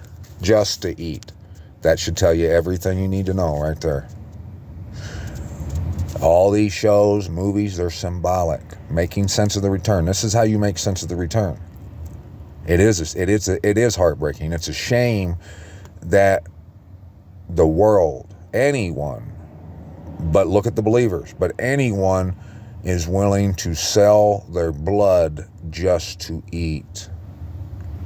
Okay? And we were all doing it. We all forgot about our comely home. We forgot, we didn't know, we forgot that the Torah tells us that we got to be home for the Passover. We didn't know all this truth, this understanding about what it means to follow the Lamb wherever he leads us. So, and what has blinded us, and what is blinding these people right here at the time of the end, all the ones that are just going to refuse it, just absolutely choose their house. They're selling their blood. They're committing suicide just so they can eat today. Just so they can eat. Okay. Here's some information about the Fremont. I've seen lots more, but I got, like I said, about 7 smoking gun pieces of guilty as charged evidence that these Fremont Native Americans were Yasharal. Let me show you how I was able to find this truth. I just happened to see the name Fremont Native Americans. I was looking through something a couple nights ago, and I've heard that before. You know, I've heard them associated with the Hopi, ancient Native Americans, right? And I never thought nothing about it. But the other night when I just seen the name or heard the name, I said in my mind, I thought to myself, Fremont, that don't sound right. Fremont don't sound like a Navajo, a Hopi, a Ute, none of these other Native American tribe names. Fremont sounds like a European name, right? Well, come to find out, yeah, a European man named it, and the river that flows by where they found a lot of their artifacts. But watch this. So what led me to this powerhouse truth that's going to end the discussion about where it is you got to go to. I found it because I didn't put the magnifying glass away. I kept searching for the truth. I kept digging and searching, because that's what we're supposed to do. That's following the Lamb wherever he leads you. That's trembling at his word. That's walking in the Ruach HaKodesh. The Fremont moved in small groups as clans, medicinal societies, or co-resident groups, encountering other people and residing with them for periods of time. Gradually, these groups merged and dispersed, repeating this process continually in a practice known as residential cycling.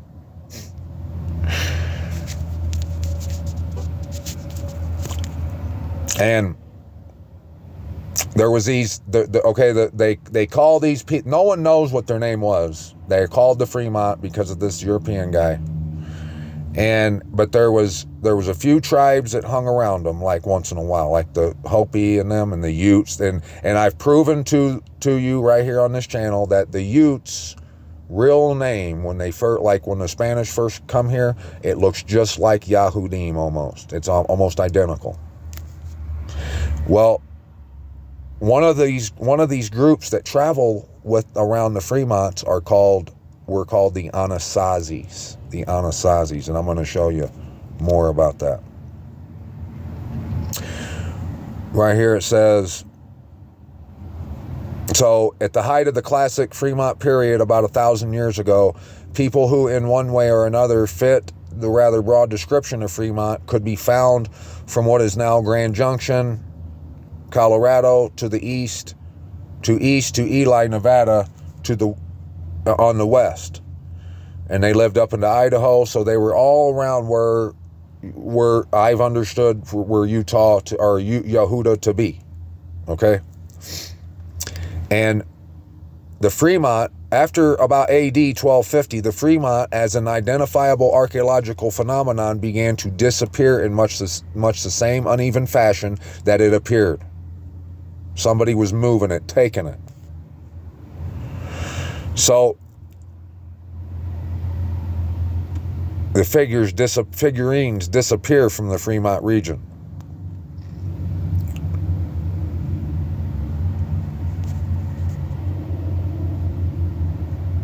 Okay, here's the part about the Anasazi. So this technique is markedly different.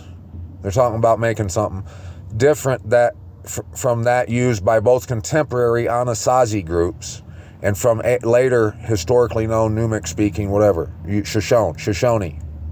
Shoshone. And so you can see that, the Anasazis was a tribe or a group of people that are known to have been, living around neighbors and stuff with the Fremont people.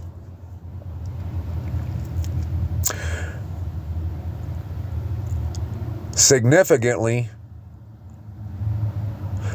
There are actually very few common traits that distinguish what can be considered classic Fremont.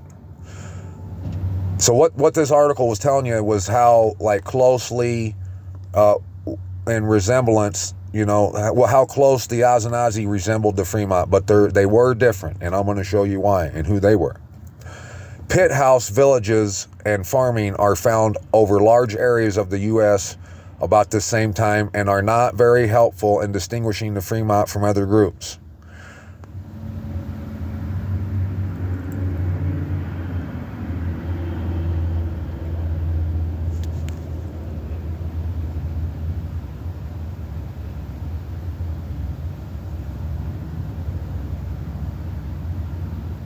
Right here, this is going to let you know where they resided, where they came to back and forth in that cycling.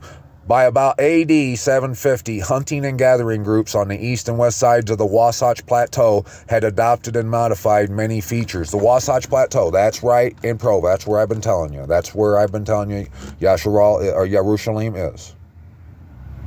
When I showed you on Mount Zion, I said, this is the sides of the north, Alpine and Sharon, where the richest of the rich people live. All that in there, all the way back around to Nebo in front of Lake Kinnereth, Lake Utah, that's Jerusalem. And that's where these people came, was to that part right there.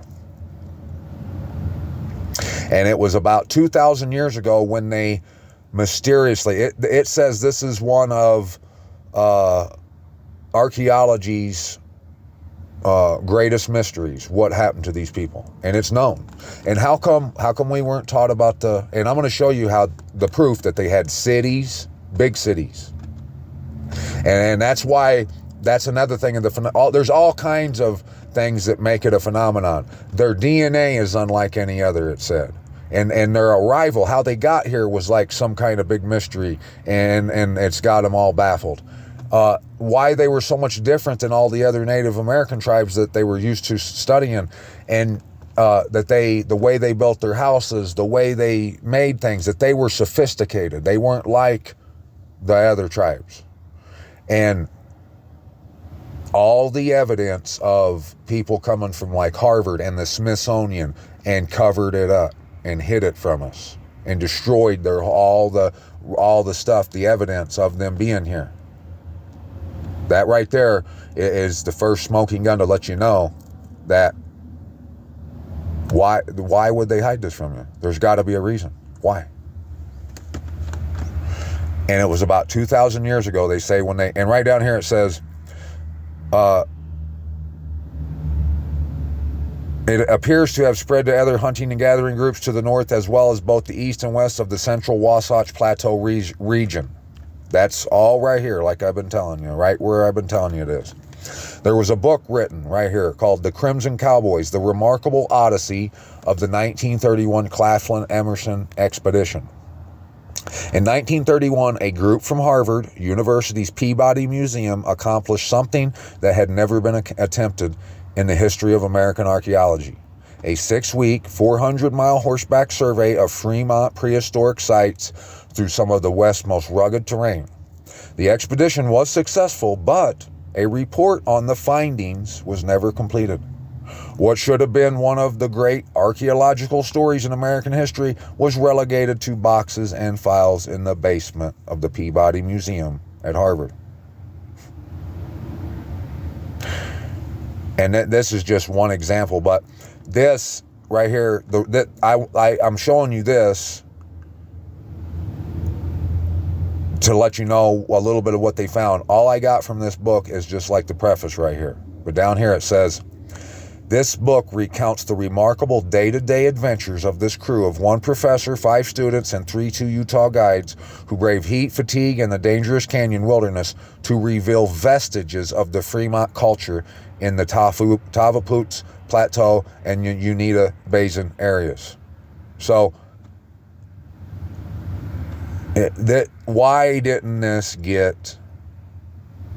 why haven't we ever heard about this? And this is just one example right here. Now look at this, the riddles of the Anasazi. And wait till you see who they are. What awful event forced the Anasazi to flee their homeland, never to return? And that's what happened to the Fremont too. The Fremont and the Anasazis were hunted down. And look, it says, there's all kinds of proof that says that they kept finding places where there was a bunch of skeletal remains from Fremonts and Anasazis, and that they could tell that they died like a terrifying, horrible death, and that this king, or there was some king or chief or something that had it out for them, and wherever they went, they would die, and they were running for their lives. And it was like, almost like it was a disease that only killed them. That they would find evidence of them dying, and then there were other people not too far from them that never got hurt. So you can tell that it was a hunt for these people specifically.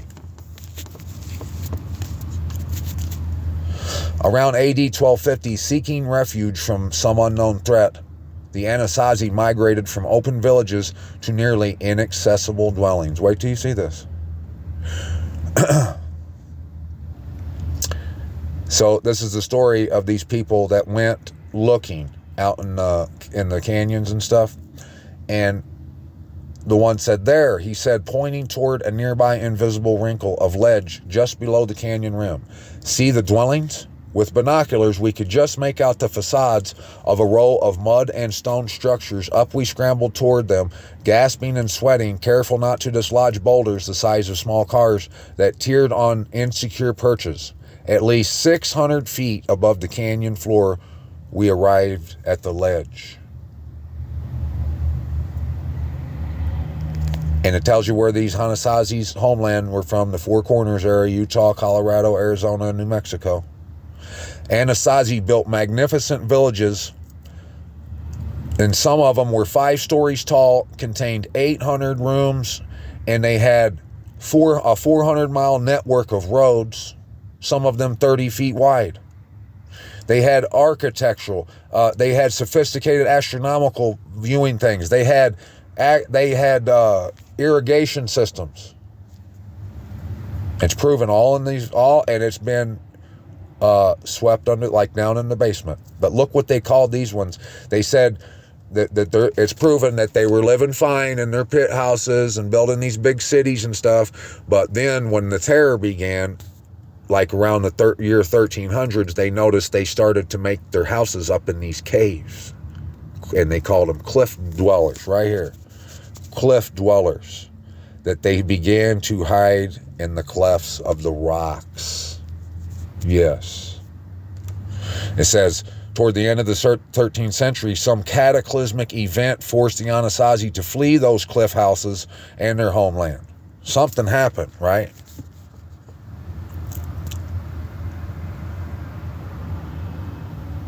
The greatest puzzle facing archaeologists who study ancient culture. They can't figure this out, what happened to them. And why is it that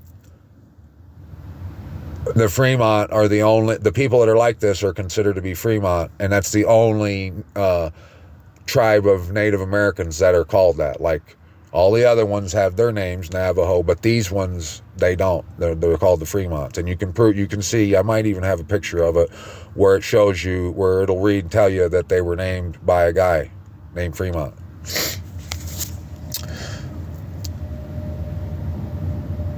Listen to this. Within the past decade, however, archaeologists have wrung from the pristine ruins new understandings about why the Anasazi left, and the picture that emerges is dark. It includes violence and warfare, even cannibalism. Among the Anasazi themselves. Only the Anasazi. Somehow they can prove it. I can't remember why, and I don't think I got it in here. But they can prove whether or not people were cannibals from their bones. And only the Anasazis were cannibals. And you'll see why here in just a second.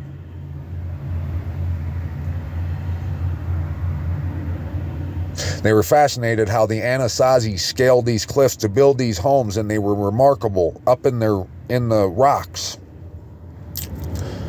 We encountered ruins that we weren't sure we could reach even with ropes and modern climbing gear.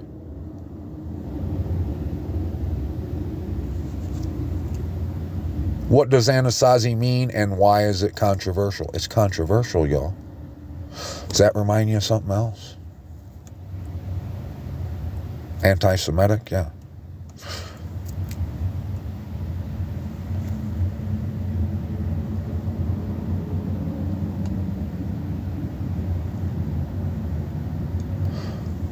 The term is Navajo in origin, Ashkenazi or whatever, and means ancient enemy. And it's disrespectful among these Pueblo Indians to associate with the Anasazis. It means ancient enemy. And it's a derogatory term. Ancestral enemy is what it means. The ancient ones. Ancestral enemy. And look right here. The Spanish conquistadors may have sought them as the rumored 7 cities of Cibola. Modern day archaeologists think they have at last pieced together the history and mystery of the Anasazi. It's been a mystery. They don't know what happened to them. And like I told you in that Tahaglunk documents, it shows that a great king come from the Great Lakes area. I just showed you where the Babylon was, and that's where it was. Go look it up. That he came from that way, from the north. It said that the man in the inn who would begin to lift the banner on the high mountain and blow the shofar that you should come back home would come from the north. Zerubbabel. That's what that means. Zerubbabel. It means one who sows seed from Babel or a seed from Babel. I've shown that on here several times.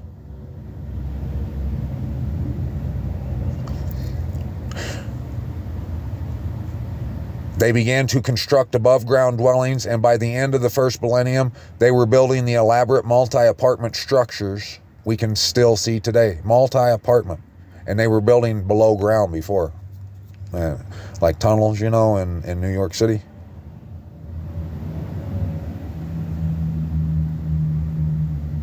They built elaborate cities. And just as the Anasazi civilization reached its height, it suddenly collapsed. By 13 AD, their cities were abandoned and the people disappeared. Why? Have you ever heard of that? Have you ever heard this story about the Anasazi and the Fremont people? I know I never. I've heard that name Fremont like just here and there, but I never looked into it. And I told you, if it wasn't for my magnifying glass, we wouldn't be seeing this. And so if you want to know if there's any validity to me telling you that Yerushalayim is in the Provo, Utah area, okay, go look to see if that Israel over there, if you can subject it to the word, the Messiah, the truth, and you'll see that it's the image of the beast and that it's everything vile that there could be. And then look here where I told you to come and get all the information, all the description you can of the mountains and of the layout, and put it up to the test of how this land over here lays out. You'll see it fits to a T. And then you add in that these people, the Fremont people, who had big cities, and something happened to them, unexpected, like a cataclysm event, and ran them all off. The last few years, before they ran off, they were building houses in the clefts of the rock. And they came to that area, the Wasatch, as a cycling. Name me, or tell me that isn't enough to intrigue you enough. I mean, it should seal the deal. That should have done sealed the deal. The mic should have dropped a long time ago. And all the word we've read, how the land would be hidden, and then we would see it in the end, and it would be built on righteousness.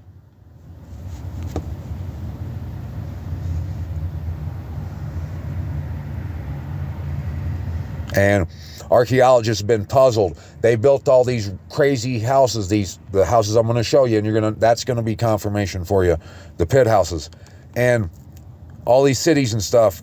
And we didn't hear about that, but we heard about cowboy Indian stuff, and and John Wayne, Wild Wild West, but we never heard about these big cities out here. We didn't know that's what the conquistadors were doing, was looking for a city of gold. Just the fact that they didn't tell us that should be enough to let you know what this place is.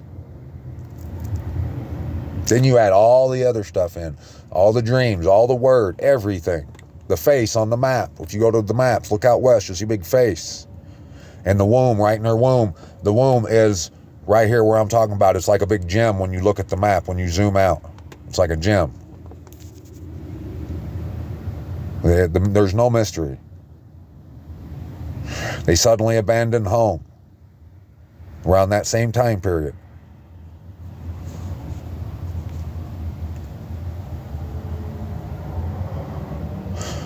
During interstate construction in the 1980s, ruins of more than 100 structures built by Fremont Indians were found.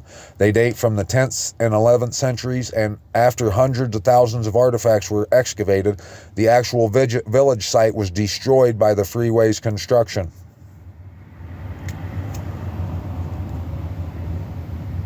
Remember the other day I was telling you, we were reading that article that showed where the Spanish conquistadors were looking for the city, that they kept finding the obsidian knives. Look right here. He starts with an obsidian rock. These guys, the reason they kept finding the obsidians is because the obsidian knives and stuff.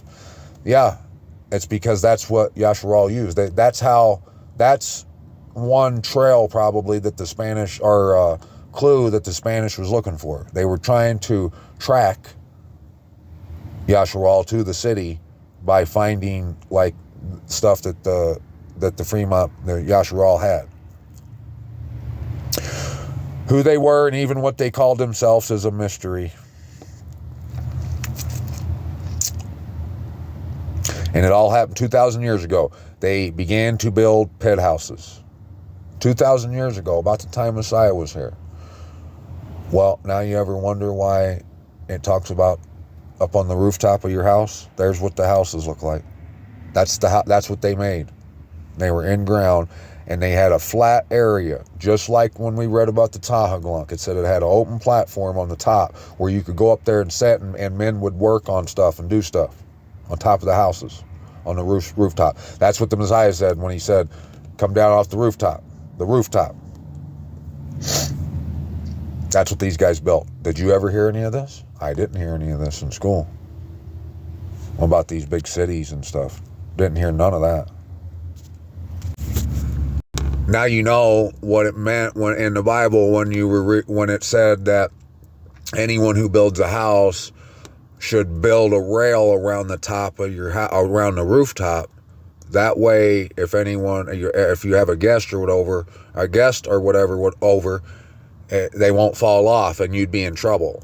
When in the Torah, it's telling you this. And I never could figure that out. Every time I'd read that, I'd be like, oh, build a rail around the rooftop. I mean, why are they up on the rooftop?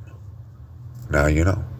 Now, that's the smoking gun right there. That's the kind of houses these people built here, who mysteriously vanished from the place I've been telling you.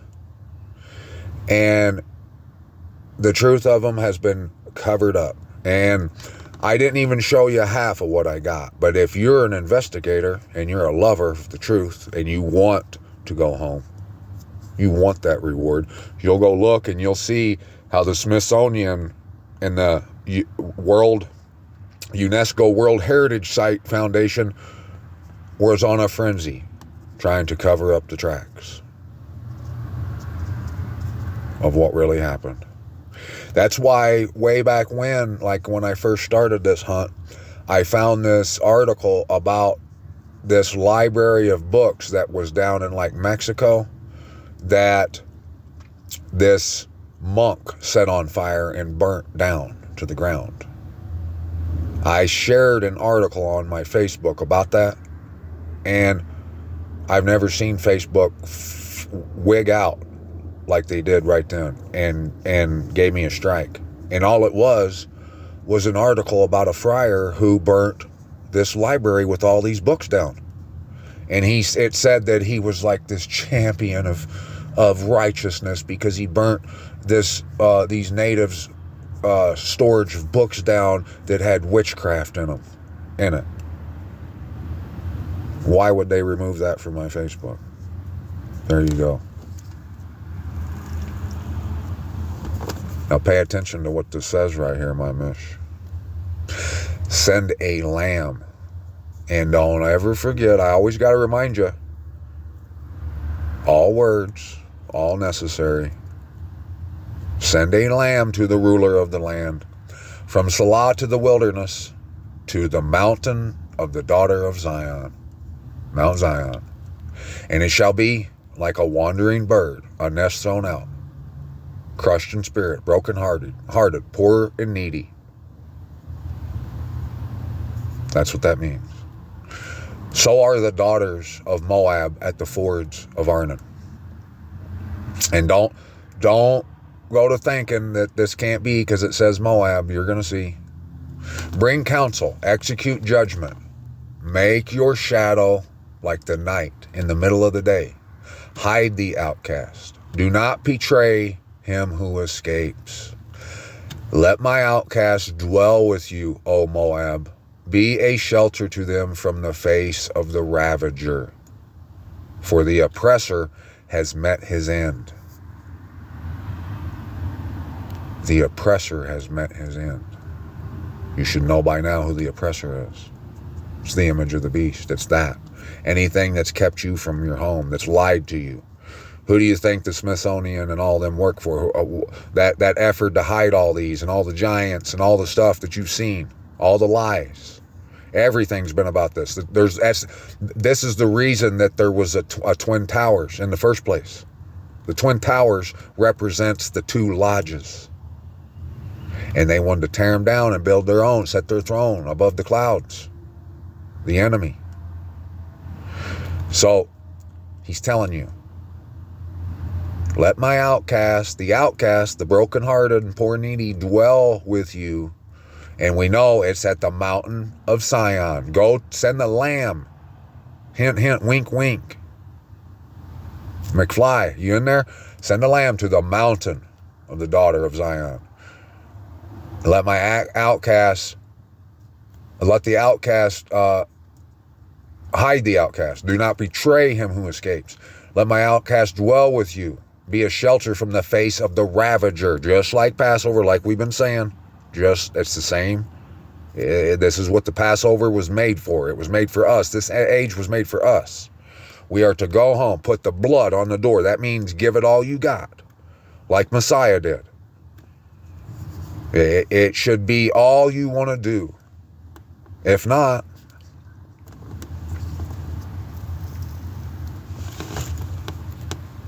you're just a wannabe. And wanting is all you're ever going to achieve. So this happens when the oppressor meets his end. Destruction has ceased. Those trampling down have perished from the land. They're going to perish from us.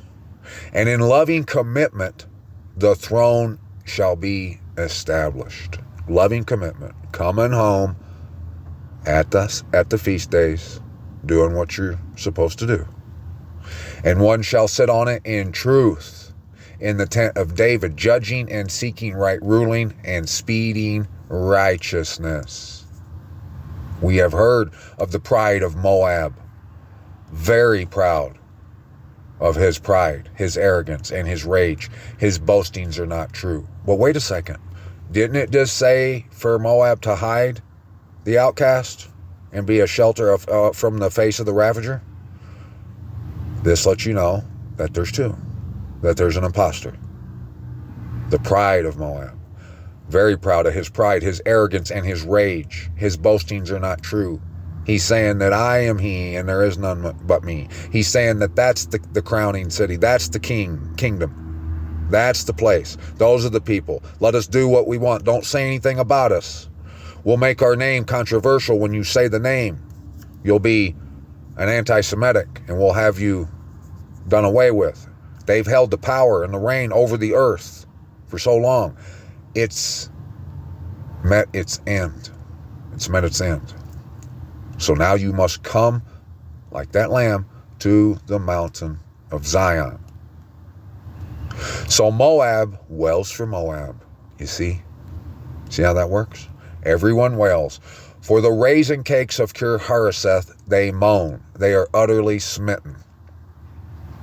So what I'm thinking is they just want they want it to stop. They want the misery, the floodgates to shut and just slow it down a little bit, because just like it said that them people, the Fremont people, they would find them dead wherever. So it was like whatever was destroying them only. The word of who that place is, and everyone is exhausted and they're sick of that place over there. They're sick of the anti-Semitic crap. They're sick of what's going on. Its splendor has been destroyed, and it's only getting worse every day. Every day. Smitten. For the fields of Heshbon languish, the vine of Sibmah. The vine. This is supposed to be about a vineyard, right? When the fig tree, the vineyard, Messiah said in the parables, he said the kingdom's like a vineyard. So if the vineyard, if he's talking about a vineyard being smitten and languishing, that lets you know there was an imposter. Someone tricked you and told you that was the vineyard. The masters of the nations have broken down its choice plants, which have reached to Yazar and wandered through the wilderness. Her branches are stretched out, they are gone over to the sea. Therefore I bewail the vine of Sibmah with the weeping of Yazir. I water you with my tears, O Heshbon and Eliah, for acclamation has fallen over your summer fruit and your harvest.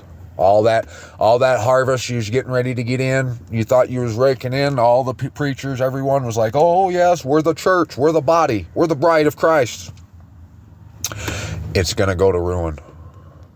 Gladness is taken away and joy from the orchard and the vineyards. There is no singing, nor shouting. No treaders tread out wine in their presses. I have made their acclamation cease. Therefore my inward parts sound like a lyre for Moab, and my inner being for Kir Hares. And it shall be, when it is seen that Moab has wearied herself on the high place, that she shall come to her set apart place to pray, but not be able. When she's wearied herself on the high place, over there, Isis Ra'el. What that last part means is, when it's talking about Sor, it says, flee to the land of Kittim to try to escape your punishment, your misery. Even there you shall find no rest. There'll be some of them that know what's really going on, what place is which, and they'll try to come home back to here to get to escape the wrath, but not be able. This is the word which Yahuwah has spoken concerning Moab since that time. But now Yahuwah has spoken, saying, within 3 years, as the years of a hired man, the esteem of Moab is to be despised with all its throng, and the remnant be few, small, and weak. Well, I could say that we're not too far away from that, because it's already being despised. It's already on its way out.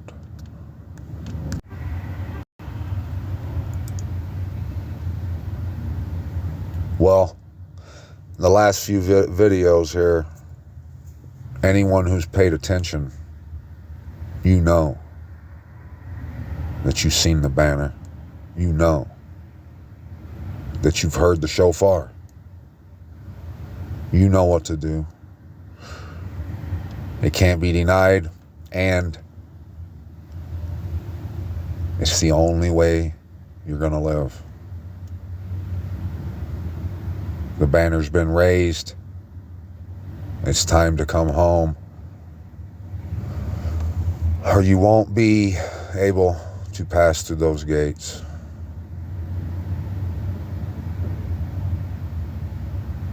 Don't be a wannabe. If you want to be those who live, you'll be at home on the day of the covering.